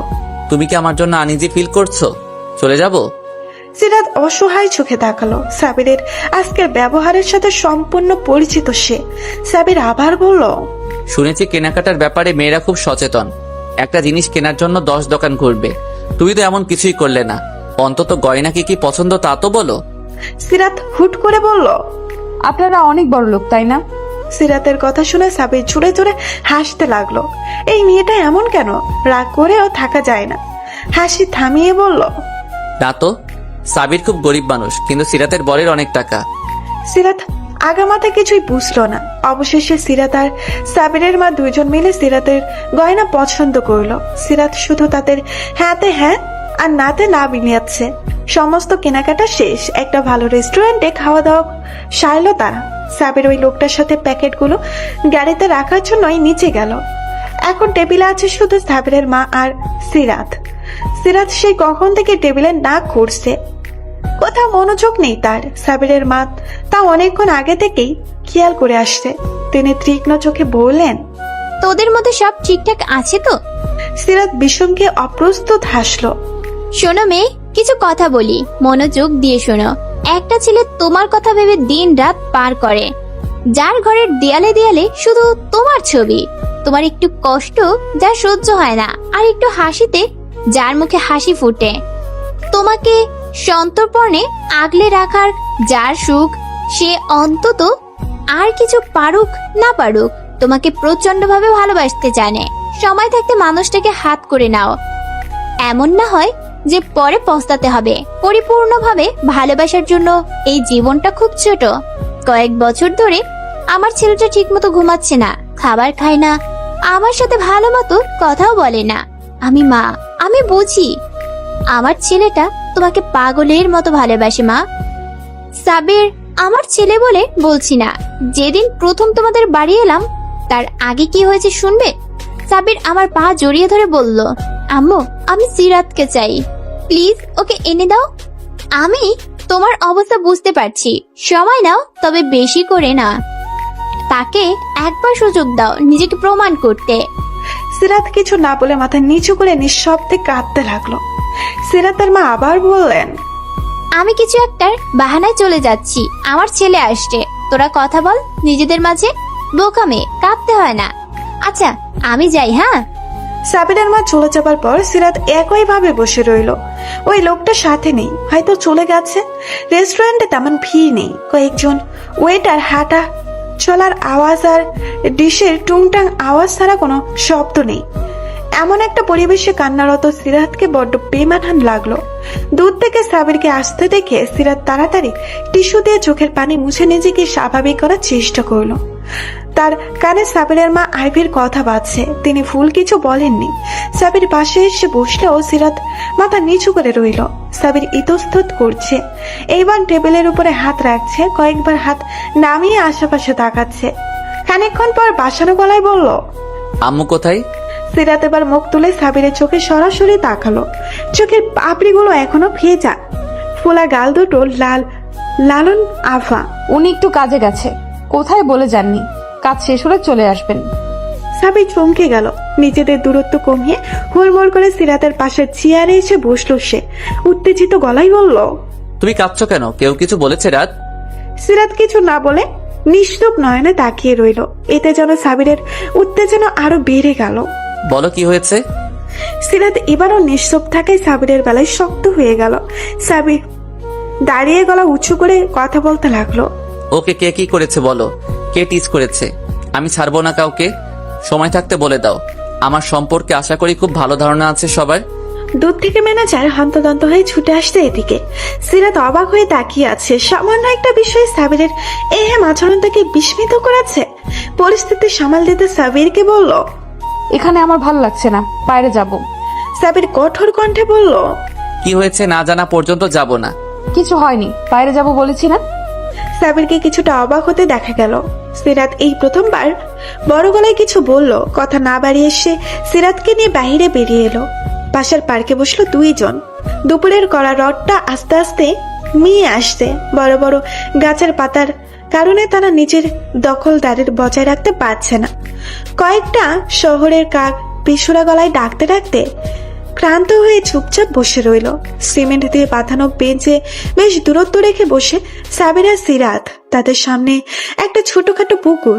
মনোরম পরিবেশে দুইজন মানবীর মস্তিষ্কে দুই রকমের চিন্তা ভর করেছে। একজন সংকোচ, আরেকজন অস্বস্তিতে। সাবির সামনে চোখ রেখে হুট করে বলে বসলো, আমি কি সবকিছু তোমার উপর চাপিয়ে দিয়েছি রাত? সিরাত প্রশ্নবোধক চোখে বলল, মানে? সাবির একটা দীর্ঘশ্বাস ছাড়লো। এই যে হুট করে তোমার সাথে পাগলামি করা, জড়িয়ে ধরা, হুটহাট তোমার সামনে হাজির হওয়া, ভালোবাসার কথা বলা, সবকিছু। তারপর আমার মা তোমার বাড়িতে বিয়ের প্রস্তাব দেওয়া, তোমার মা বাবা রাজি হয়ে যাওয়া, আর কয়েকদিন পর বিয়ে, সবকিছু তোমার উপর চাপিয়ে দেওয়া হয়েছে, তাই না? তুমি হুট করে এত কিছু সামলাতে পারছো না। বিয়ে নামক একটা ভারী বিষয় যা কয়েকদিন পর তোমার সাথে হতে যাচ্ছে, তা তুমি মানতে পারছো না। এসব কিছু তোমাকে অনেক প্রেশার দেয়, তাই না রাত? সিরাত কি বলবে খুঁজে পেল না। সাবির যা বলেছে তা একটা অক্ষরও মিথ্যে নয়। তার মাথায় এলো না এসব কথা সাবির কিভাবে জানতে পেরেছে। তার মন আর মস্তিষ্ক ভাবতে লাগলো, তার জীবন আসলে নিজস্ব কোনো মতামত নেই। বিয়ের মতো এত বড় একটা সিদ্ধান্তে কেউ তার মতামত চায়নি। শুধু বিয়ে না, জীবনের কোনো সিদ্ধান্তই সে নিতে পারেনি। নিজের আবদ্ধ পৃথিবীতেই সে সীমাবদ্ধ। জীবনের এতগুলো বছর পেরিয়ে গেল, অথচ সে এখনো সিদ্ধান্তহীনতায় ভোগে। আর 5টা মেয়ের মতো সে না।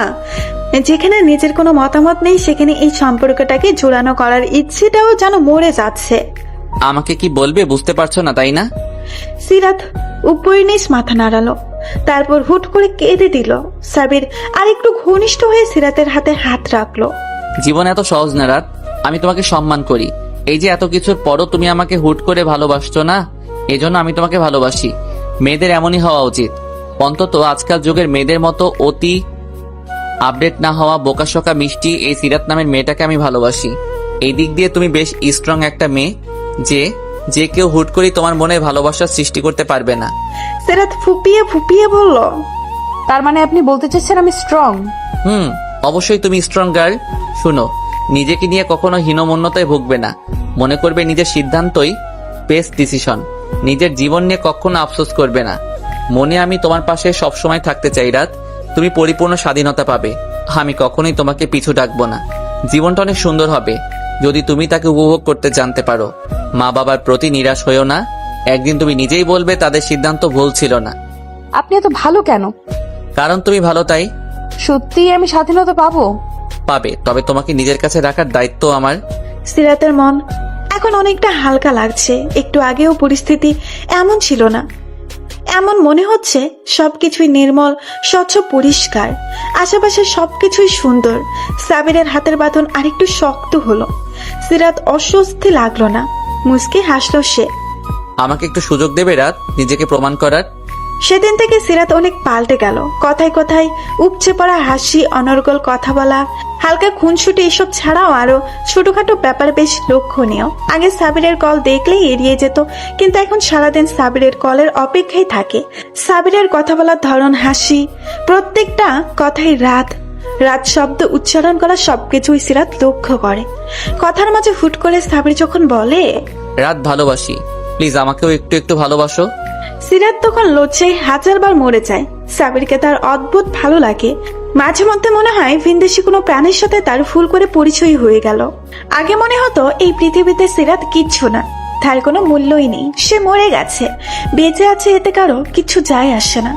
এই জীবন সংসারে তার কোনো অবদানই নেই। এসব বিষয় নিয়ে হুট করে তার মন খারাপ হতো, কিন্তু এখন মনে হয় সে কারো কাছে খুব বিশেষ কেউ, ভীষণ স্পেশাল সে সাবিরের কাছে। তার মন খারাপের সাবিরের মন খারাপ হয়। হাসলে সাবিরের নিষ্ফলক তাকিয়ে থাকা, খুনসুটি নাটি বিষয় খেয়াল রাখা, সবকিছুই মনে করিয়ে দেয় এই পৃথিবীতে আরো মূল্য আছে। নিজস্ব পৃথিবীর বাইরে কেউ তাকে খুব করে চায়। সেই ভুল করে পরিচয় হওয়া ভিনদেশি প্রাণীটা তাকে আস্তে আস্তে জীবনের মানে শেখাচ্ছে কিভাবে একটু একটু করে ভালোবাসতে হয়। পৃথিবীতে সব মানুষকেই কারো না কারো কাছে খুব স্পেশাল। শুধু সঠিক মানুষকে নির্বাচন করতে জানতে হয়। একে অন্যের সময় দিয়ে দুটো পৃথিবীকে একে রূপান্তর করে জীবনকে উপভোগ করতে। এই তো সেদিনের কথা। রাতে বেলকনিতে দাঁড়িয়ে সিরাত সাবিরের সাথে কথা বলছিল। এমন সময় কথা যাই কোনো মানেই হয় না, কিন্তু এই সাধারণ কথাগুলো দ্বারাই এক অদৃশ্য কঠিন মায়াজালে সিরাত আটকা পড়ছিল। কথা বলার মাঝেই সাবির হুট করে বলল, রাত দেখো, আমার আকাশে এক মস্ত বড় চাঁদ উঠেছে। একটা গোলাকার থালার মতো ইয়া বড় চাঁদ। তার আশেপাশে কয়েকটা মেঘ চাঁদটাকে আড়াল করার চেষ্টা করছে। আরো অনেক তারা ঝিকিমিকি করছে। তোমার আকাশেও এমন হচ্ছে রাত? সিরাত সাবিরের কথায় ভ্রু কুঁচকিয়ে ফেলল। মানে আমার আকাশ তোমার আকাশ মানে কি? আকাশ আবার দুটো হয় নাকি? কিসব আজগুবি কথা। কৌতূহল দমন করতে না পেরে সে প্রশ্নটা করেই ফেলল। আকাশ তো একটা, তাই না? চাঁদও একটা, তাহলে আমার আর আপনার হবে কেন? এগুলো তো সবার, সব মানুষের। সাবির খুব হাসলো এমন কথা শুনে। তারপর নরম কণ্ঠে বলল, ভেবে নিতে দোষ কি বলো? ধরে নাও তোমার সামনে যে আকাশটা দেখছো ওটা তোমার, আর আমার সামনে যে আকাশ আছে এটা আমার। হয়ে গেল না তোমার আর আমার আকাশ? খুব কি ক্ষতি হয়ে যাবে এটা ভাবলে? সিরাত ভাবতে লাগলো, আমার আকাশ শুধুই আমার? এই চাঁদ আমার, ওই তারা আমার, আমার আকাশে চাঁদ উঠেছে, আমার আকাশে মেঘও আছে। সত্যিই তো, ভেবে নিতে দোষের কিচ্ছু নেই। অদ্ভুত ভালো লাগে। সাবিরের প্রতি ভালো লাগাটা দিন দিন যেন বেড়েই চলেছে। সাবিরের সাথে কথা বলে সময়গুলো হুট করেই শেষ হয়ে যায়। কখন যে সময়গুলো পালিয়ে যায় ঠাহর করতে পারে না সিরাত। তার মা বাবাও সাবির বলতে পাগল। সাবির পুরো পরিবারকে শপিং করে দিয়েছে কিছুদিন আগে। তারা যখন সাবিরের নাম করে সিরাত কান লাগিয়ে শোনার চেষ্টা করে। এমন একটা ছেলেকে কার না ভালো লাগে, কিন্তু বিয়ের কথা মনে পড়তেই লজ্জায় আটকানা হয়ে যায়। উফ, বিয়ের পর কি হবে? সাবির তো অনেক কিছু বলে, তখন তো একসাথে থাকতে হয়। এসব ভাবলে সিরাতের গাল বাদে কান পর্যন্ত গরম হয়ে যায়। সাবির প্রায় বলে, এত লজ্জা কোথা থেকে আসে তোমার? এই লজ্জার গোপন রহস্য কি বলতো? তোমার এই লজ্জার কারণে আমার ভবিষ্যৎ অন্ধকার দেখছি। সিরাতের লজ্জা তখন আরো কয়েক গুণ বেড়ে যায়। এই যে আজ সকালে সাবির সিরাতের মা বাবার কাছ থেকে অনুমতি নিয়ে বাইরে ঘুরতে বের হবে, এটা নিয়েও সিরাত লজ্জা পেল। ছি ছি, বাবা কি ভাবলো, মা কি ভাবছে? তানিশা আন্টি তো আজ আমাকে প্রশ্ন করতে করতে শহীদ হয়ে যাবে। এত লজ্জার মাঝেও সিরাত সাবিরের কাছে একটা আবদার করলো। ফোন করে মিষ্টি কণ্ঠে বলল, শুনুন না, আমি না কোনোদিন বাইকে চড়িনি। আপনার বাইক আছে? থাকলে আজ আমরা বাইকে যাব, ঠিক আছে? সাবির না করলো না। সিরাতের আবদার রেখে একটা বাইক নিয়ে হাজির হলো। সিরাত কখনো ভাবতে পারেনি তার জীবনেও এমন সুন্দর কিছু মুহূর্ত অপেক্ষা করছিল, তাকেও কেউ এতটা গুরুত্ব দেবে। বাইকে চড়ার স্বপ্নটা আজ পূরণ হলো। হাজারো অস্বস্তি নিয়ে এসে কাঁধের ব্যাগটাকে তাদের মাঝখানে বরাবরই রাখলো। তারপর দুই পা সমান করে সাবিরের পেছনে বসলো। তখন খেয়াল করলো তার হাত থরথর করে কাঁপছে। এই কেমন অনুভূতি, এই কেমন ভালো লাগা! সামনের মানুষটা কি সত্যি এত ভালো? সিরাত বাইকের গ্লাসে স্পষ্ট লক্ষ্য করলো যে যখন সাবিরের কাঁধে হাত রাখলো, সাবির চিপকু কাঁপছিল। বারবার ঠোঁট ভিজিয়ে চোখ বন্ধ করে বিড়বিড় করে কি যেন বলছে আর বড় বড় নিঃশ্বাস ফেলছে। এইসবের মানে সিরাত জানে না, কিন্তু সাবির তো জানে। তার স্বপ্ন প্রিয়সী আজ নিজ থেকে ভরসা করে তার কাঁধে হাত রাখলো, তার পাশে বসলো। শুধুমাত্র সেই জানে তার মনে কেমন করে উথাল পাথাল করছে। প্রিয়সীর মন জেতা, একটুখানি অধিকার পাওয়াটাও প্রেমিকের মনে অনেক বড় জয়। সেদিন সাবিরের অস্থিরতা সিরাত টের পেল আরো কিছুক্ষণ পর, যখন সাবির কাউকে কল করতে পকেটে হাত দিল। মোবাইলের বদলে বেরিয়ে এলো টিভির রিমোট। অন্য পকেটে হাত দিতেই বেরিয়ে এলো চাবির রিংয়ের জায়গায় বেরিয়ে এলো ইনহেলার। টাকা ছাড়া শূন্য ম্যানি ব্যাগ নিয়ে চলে গেছে সে। এত কিছুর পর তার মুখটা দেখার মতো হলো। রাগ নিয়ে পানি খেতে নিলে পুরো গলা বুক পর্যন্ত ভিজিয়ে ফেললো। গলায় পানি আটকে কাশতে কাশতে হাঁপানি রোগের মতো অবস্থা হলো। সাবির নিজেকে গালি দিল না, কিন্তু নিজের বোকামির জন্য হালকা হাসলো। অনুভব করলো সিরাত তার জীবন খুবই গুরুত্বপূর্ণ। এই মেয়ের কথা ভাবতে ভাবতেই খেয়াল করবে বলে উত্তেজনায় সে আজ এতগুলো ফুল একসাথে করে ফেললো। অন্যদিকে সাবির ইহেম কাণ্ডে সিরাত অবাক চোখে তাকিয়ে রইল। একে পাগল না বলে আর কাকে বলবে? সে বলেই ফেললো, আপনি আসলেই একটা পাগল। সাবির মাথায় চুলগুলোকে হাত দিয়ে নেড়েচেড়ে বিড়বিড় করলো, যদি তুমি জানতে রাত, যদি একটু বুঝতে। আচ্ছা, আজ যদি আপনার কাছে কোনো অন্যায় আবদার করে বসি, আপনি রাজি হবেন? সিরাতের বুকাশুকা কণ্ঠ শুনে ফোনের ওপাশ থেকে সাবির হালকা হাসলো। আজকাল প্রায় সময় সিরাত এটা ওটা আবদার করে বসে। সেদিন বলল ছেলেটার মতো সিগারেট টেস্ট করবে। সাবির মানা করেনি। একটা জ্বলন্ত সিগারেটের ধোঁয়া টানতেই সিরাত কাশতে কাশতে শেষ। এরপরে আবদার ছিল খোলা আকাশের নিচে ঘুড়ি উড়াবে। আরো কত অবুঝ আবদার। সাবির কখনো মানা করেনি, শুধু ভাবে মেয়েটা নিজের ভেতরে আরো কত ইচ্ছে চেপে রেখেছে কে জানে। যতটা চুপচাপ ভেবেছিলাম আসলে তেমন না। উফ, আমি পাগল হয়ে যাব। সিরাত অবাক হয়ে বলে, আমি এত কিছু চাই আপনার কাছে, যেখানে বারণ করার দরকার সেখানেও আপনি তাল দেন। কিন্তু কেন? আমাকে বকেন না কেন আপনি? যা ইচ্ছে করো রাত, যখন মানা করার দরকার হবে আমি ডাকবো। জীবনে সবকিছু স্বাদ নিতে হয়। সিরাত খুশি হয় খুব সাবিরের কথা শুনে। ভালো লাগে লোকটাকে, তার ভীষণ ভালো লাগে। যা মনে আসে বলে দেয়, যা করতে ইচ্ছা করে প্রকাশ করে দিতে পারে। কোনো সংকোচ নেই, কিচ্ছু নেই, আছে শুধু একরাশ ভালো লাগার বিশ্বাস। ঝটপট দেরি না করে তাই সে আজকের আর্জিটা শোনালো। আমি আপনার সাথে রাস্তার ফুটপাত ধরে হাঁটতে চাই। আমার আকাশে আজ চাঁদ উঠেছে, পুরো আকাশটাই স্বচ্ছ। আমি আপনার সাথে হাঁটবো, মৃদু বাতাস বইবে, সোডিয়াম লাইটের আলোতে পুরো রাস্তা ঝলমল করবে। রাস্তায় কিছু পথ শিশু আছে, ওরা নিশ্চয়ই এতক্ষণে জেগে আছে, ভাত রান্না করছে। আমি ওদের সাথে দেখা করব। আমার এই ইচ্ছেটা কি পূরণ হবে? সাবির একটা দীর্ঘশ্বাস ছাড়লো। বুকটায় হঠাৎ ধক করে উঠলো। এখন দেখা করতে হবে? কটা বাজে? রাত 11টা। ইস, সিরাতের মতো যদি সেও হুটহাট এমন পাগলামি করতে পারতো। তার তো ইচ্ছে করে এক্ষুনি সিরাত নামের মানুষটাকে তুলে এনে সামনে চেয়ারে বসিয়ে রেখে ঘন্টার পর ঘন্টা তাকিয়ে থাকতে। নিজের ইচ্ছেকে দমিয়ে সাবির বলল, ঠিক আছে আমি আসছি, তুমি সবকিছু ম্যানেজ করে নিচে এসো। সিরাত কল কেটে আনন্দে লাফাতে লাগলো। এত খুশি লাগছে কেন? তানিশা আন্টিকে বলে সিরাত রেডি হয়ে সোফায় বসে পা ঝুলিয়ে নাচতে লাগলো। তানিশা এই সময় বিষয়ে সিরাতকে খুব সাপোর্ট করে। বিয়ের আগে হবু বরের সাথে লুকিয়ে চুকিয়ে প্রেম করার মাঝেও একটা আলাদা আনন্দ থাকে। সেদিন সিরাত পরিবারের সবার আড়ালে সাবিরের সাথে দেখা করতে চলে যায়। সাবির নিচে বাইক নিয়ে দাঁড়িয়েছিল আগে। সিরাতকে দেখে একটা হাসি উপহার দিল। সিরাত মুগ্ধ হয়, ছেলেটার হাসিও এত সুন্দর, কই আগে তো নজরে আসেনি, এখনই এত সুন্দর লাগছে। কে জানে সিরাতের বাইকের হেলমেট পরিয়ে সাবির ছুটে চলে অজানায় একটা নির্জন জায়গায় গাড়ি রেখে দুইজনে পায়ে পা মিলিয়ে হাঁটতে শুরু করে। চাঁদের আলোয় চারিদিকে আলোকিত, সাথে আরো আছে ল্যাম্পপোস্টের এক গুচ্ছ কৃত্রিম আলো। সিরাত তো এমন একটা পরিবেশই চেয়েছিল। আহা, কি নির্মল বাতাস, কি সুন্দর এই রাতের শহরের রূপ। পথিমধ্যে এক ঝাঁক পথশিশুদের সাথে তাদের দেখা হয়। সিরাত এক নজরে তাকিয়ে আছে। এ তো না পাওয়া অভাবের মাঝে থেকেও তাদের মুখে এক টুকরো হাসি লেগে আছে। সাবির তাদের কিছু টাকা দিয়ে সিরাতকে নিয়ে সেখান থেকে চলে আসলো। হাঁটতে হাঁটতে একটা ব্রিজের উপরে এসে থামলো দুইজন। মাঝে মাঝে দুই একটা গাড়ি হর্ন বাজিয়ে সসব শব্দে চলে যাচ্ছে। নিচে নদীর পানি ঝিলমিলি অর্থে জল চাঁদের আলোয় চিকচিক করছে।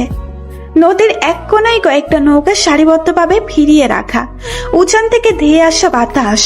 এই আধারিত রাত, দুইজন কপতি আর তাদের সুখময় মুহূর্তেই সিরাত এক দৃষ্টিতে সামনে তাকিয়ে আছে। অচমকা বলে উঠল, আপনাকে অনেক ধন্যবাদ আমাকে এত সুন্দর কিছু উপহার দেওয়ার জন্য। সাবিরের চোখ সিরাতের উপর স্থির। মেয়েটার মুগ্ধ দৃষ্টি তাকে নাজেহাল করে দিয়েছে। তার বুক ধুকপুক ধুকপুক করছে ক্রমাগত, মাথাটা ভন ভন করছে। দ্রুত চোখে ফেলে জিভ দিয়ে ঠোঁট ভিজিয়ে চোখে জোরে জোরে শ্বাস নিল। সামনে চোখ রেখে বলল, রাত, আজ আমার আর তোমার অপরিচিত জীবনের শেষ একাকী মুহূর্ত। কাল আমাদের বিয়ের অনুষ্ঠান শুরু, তারপর থেকে আমাদের সম্পর্কের একটা নাম থাকবে।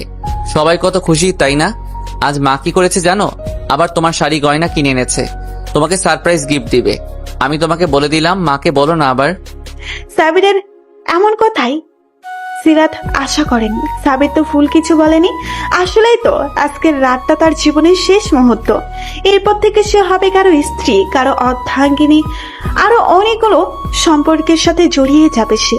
সত্যি জীবনটা কি অদ্ভুত, হুট করে কখন কি হয়ে যায় বলা মুশকিল। কিছুদিন আগেও তার জীবনটা এত সুন্দর ছিল না, কিন্তু এই পাগল লোকটার কারণে আজ তার মুখ থেকে হাসি সরেই না।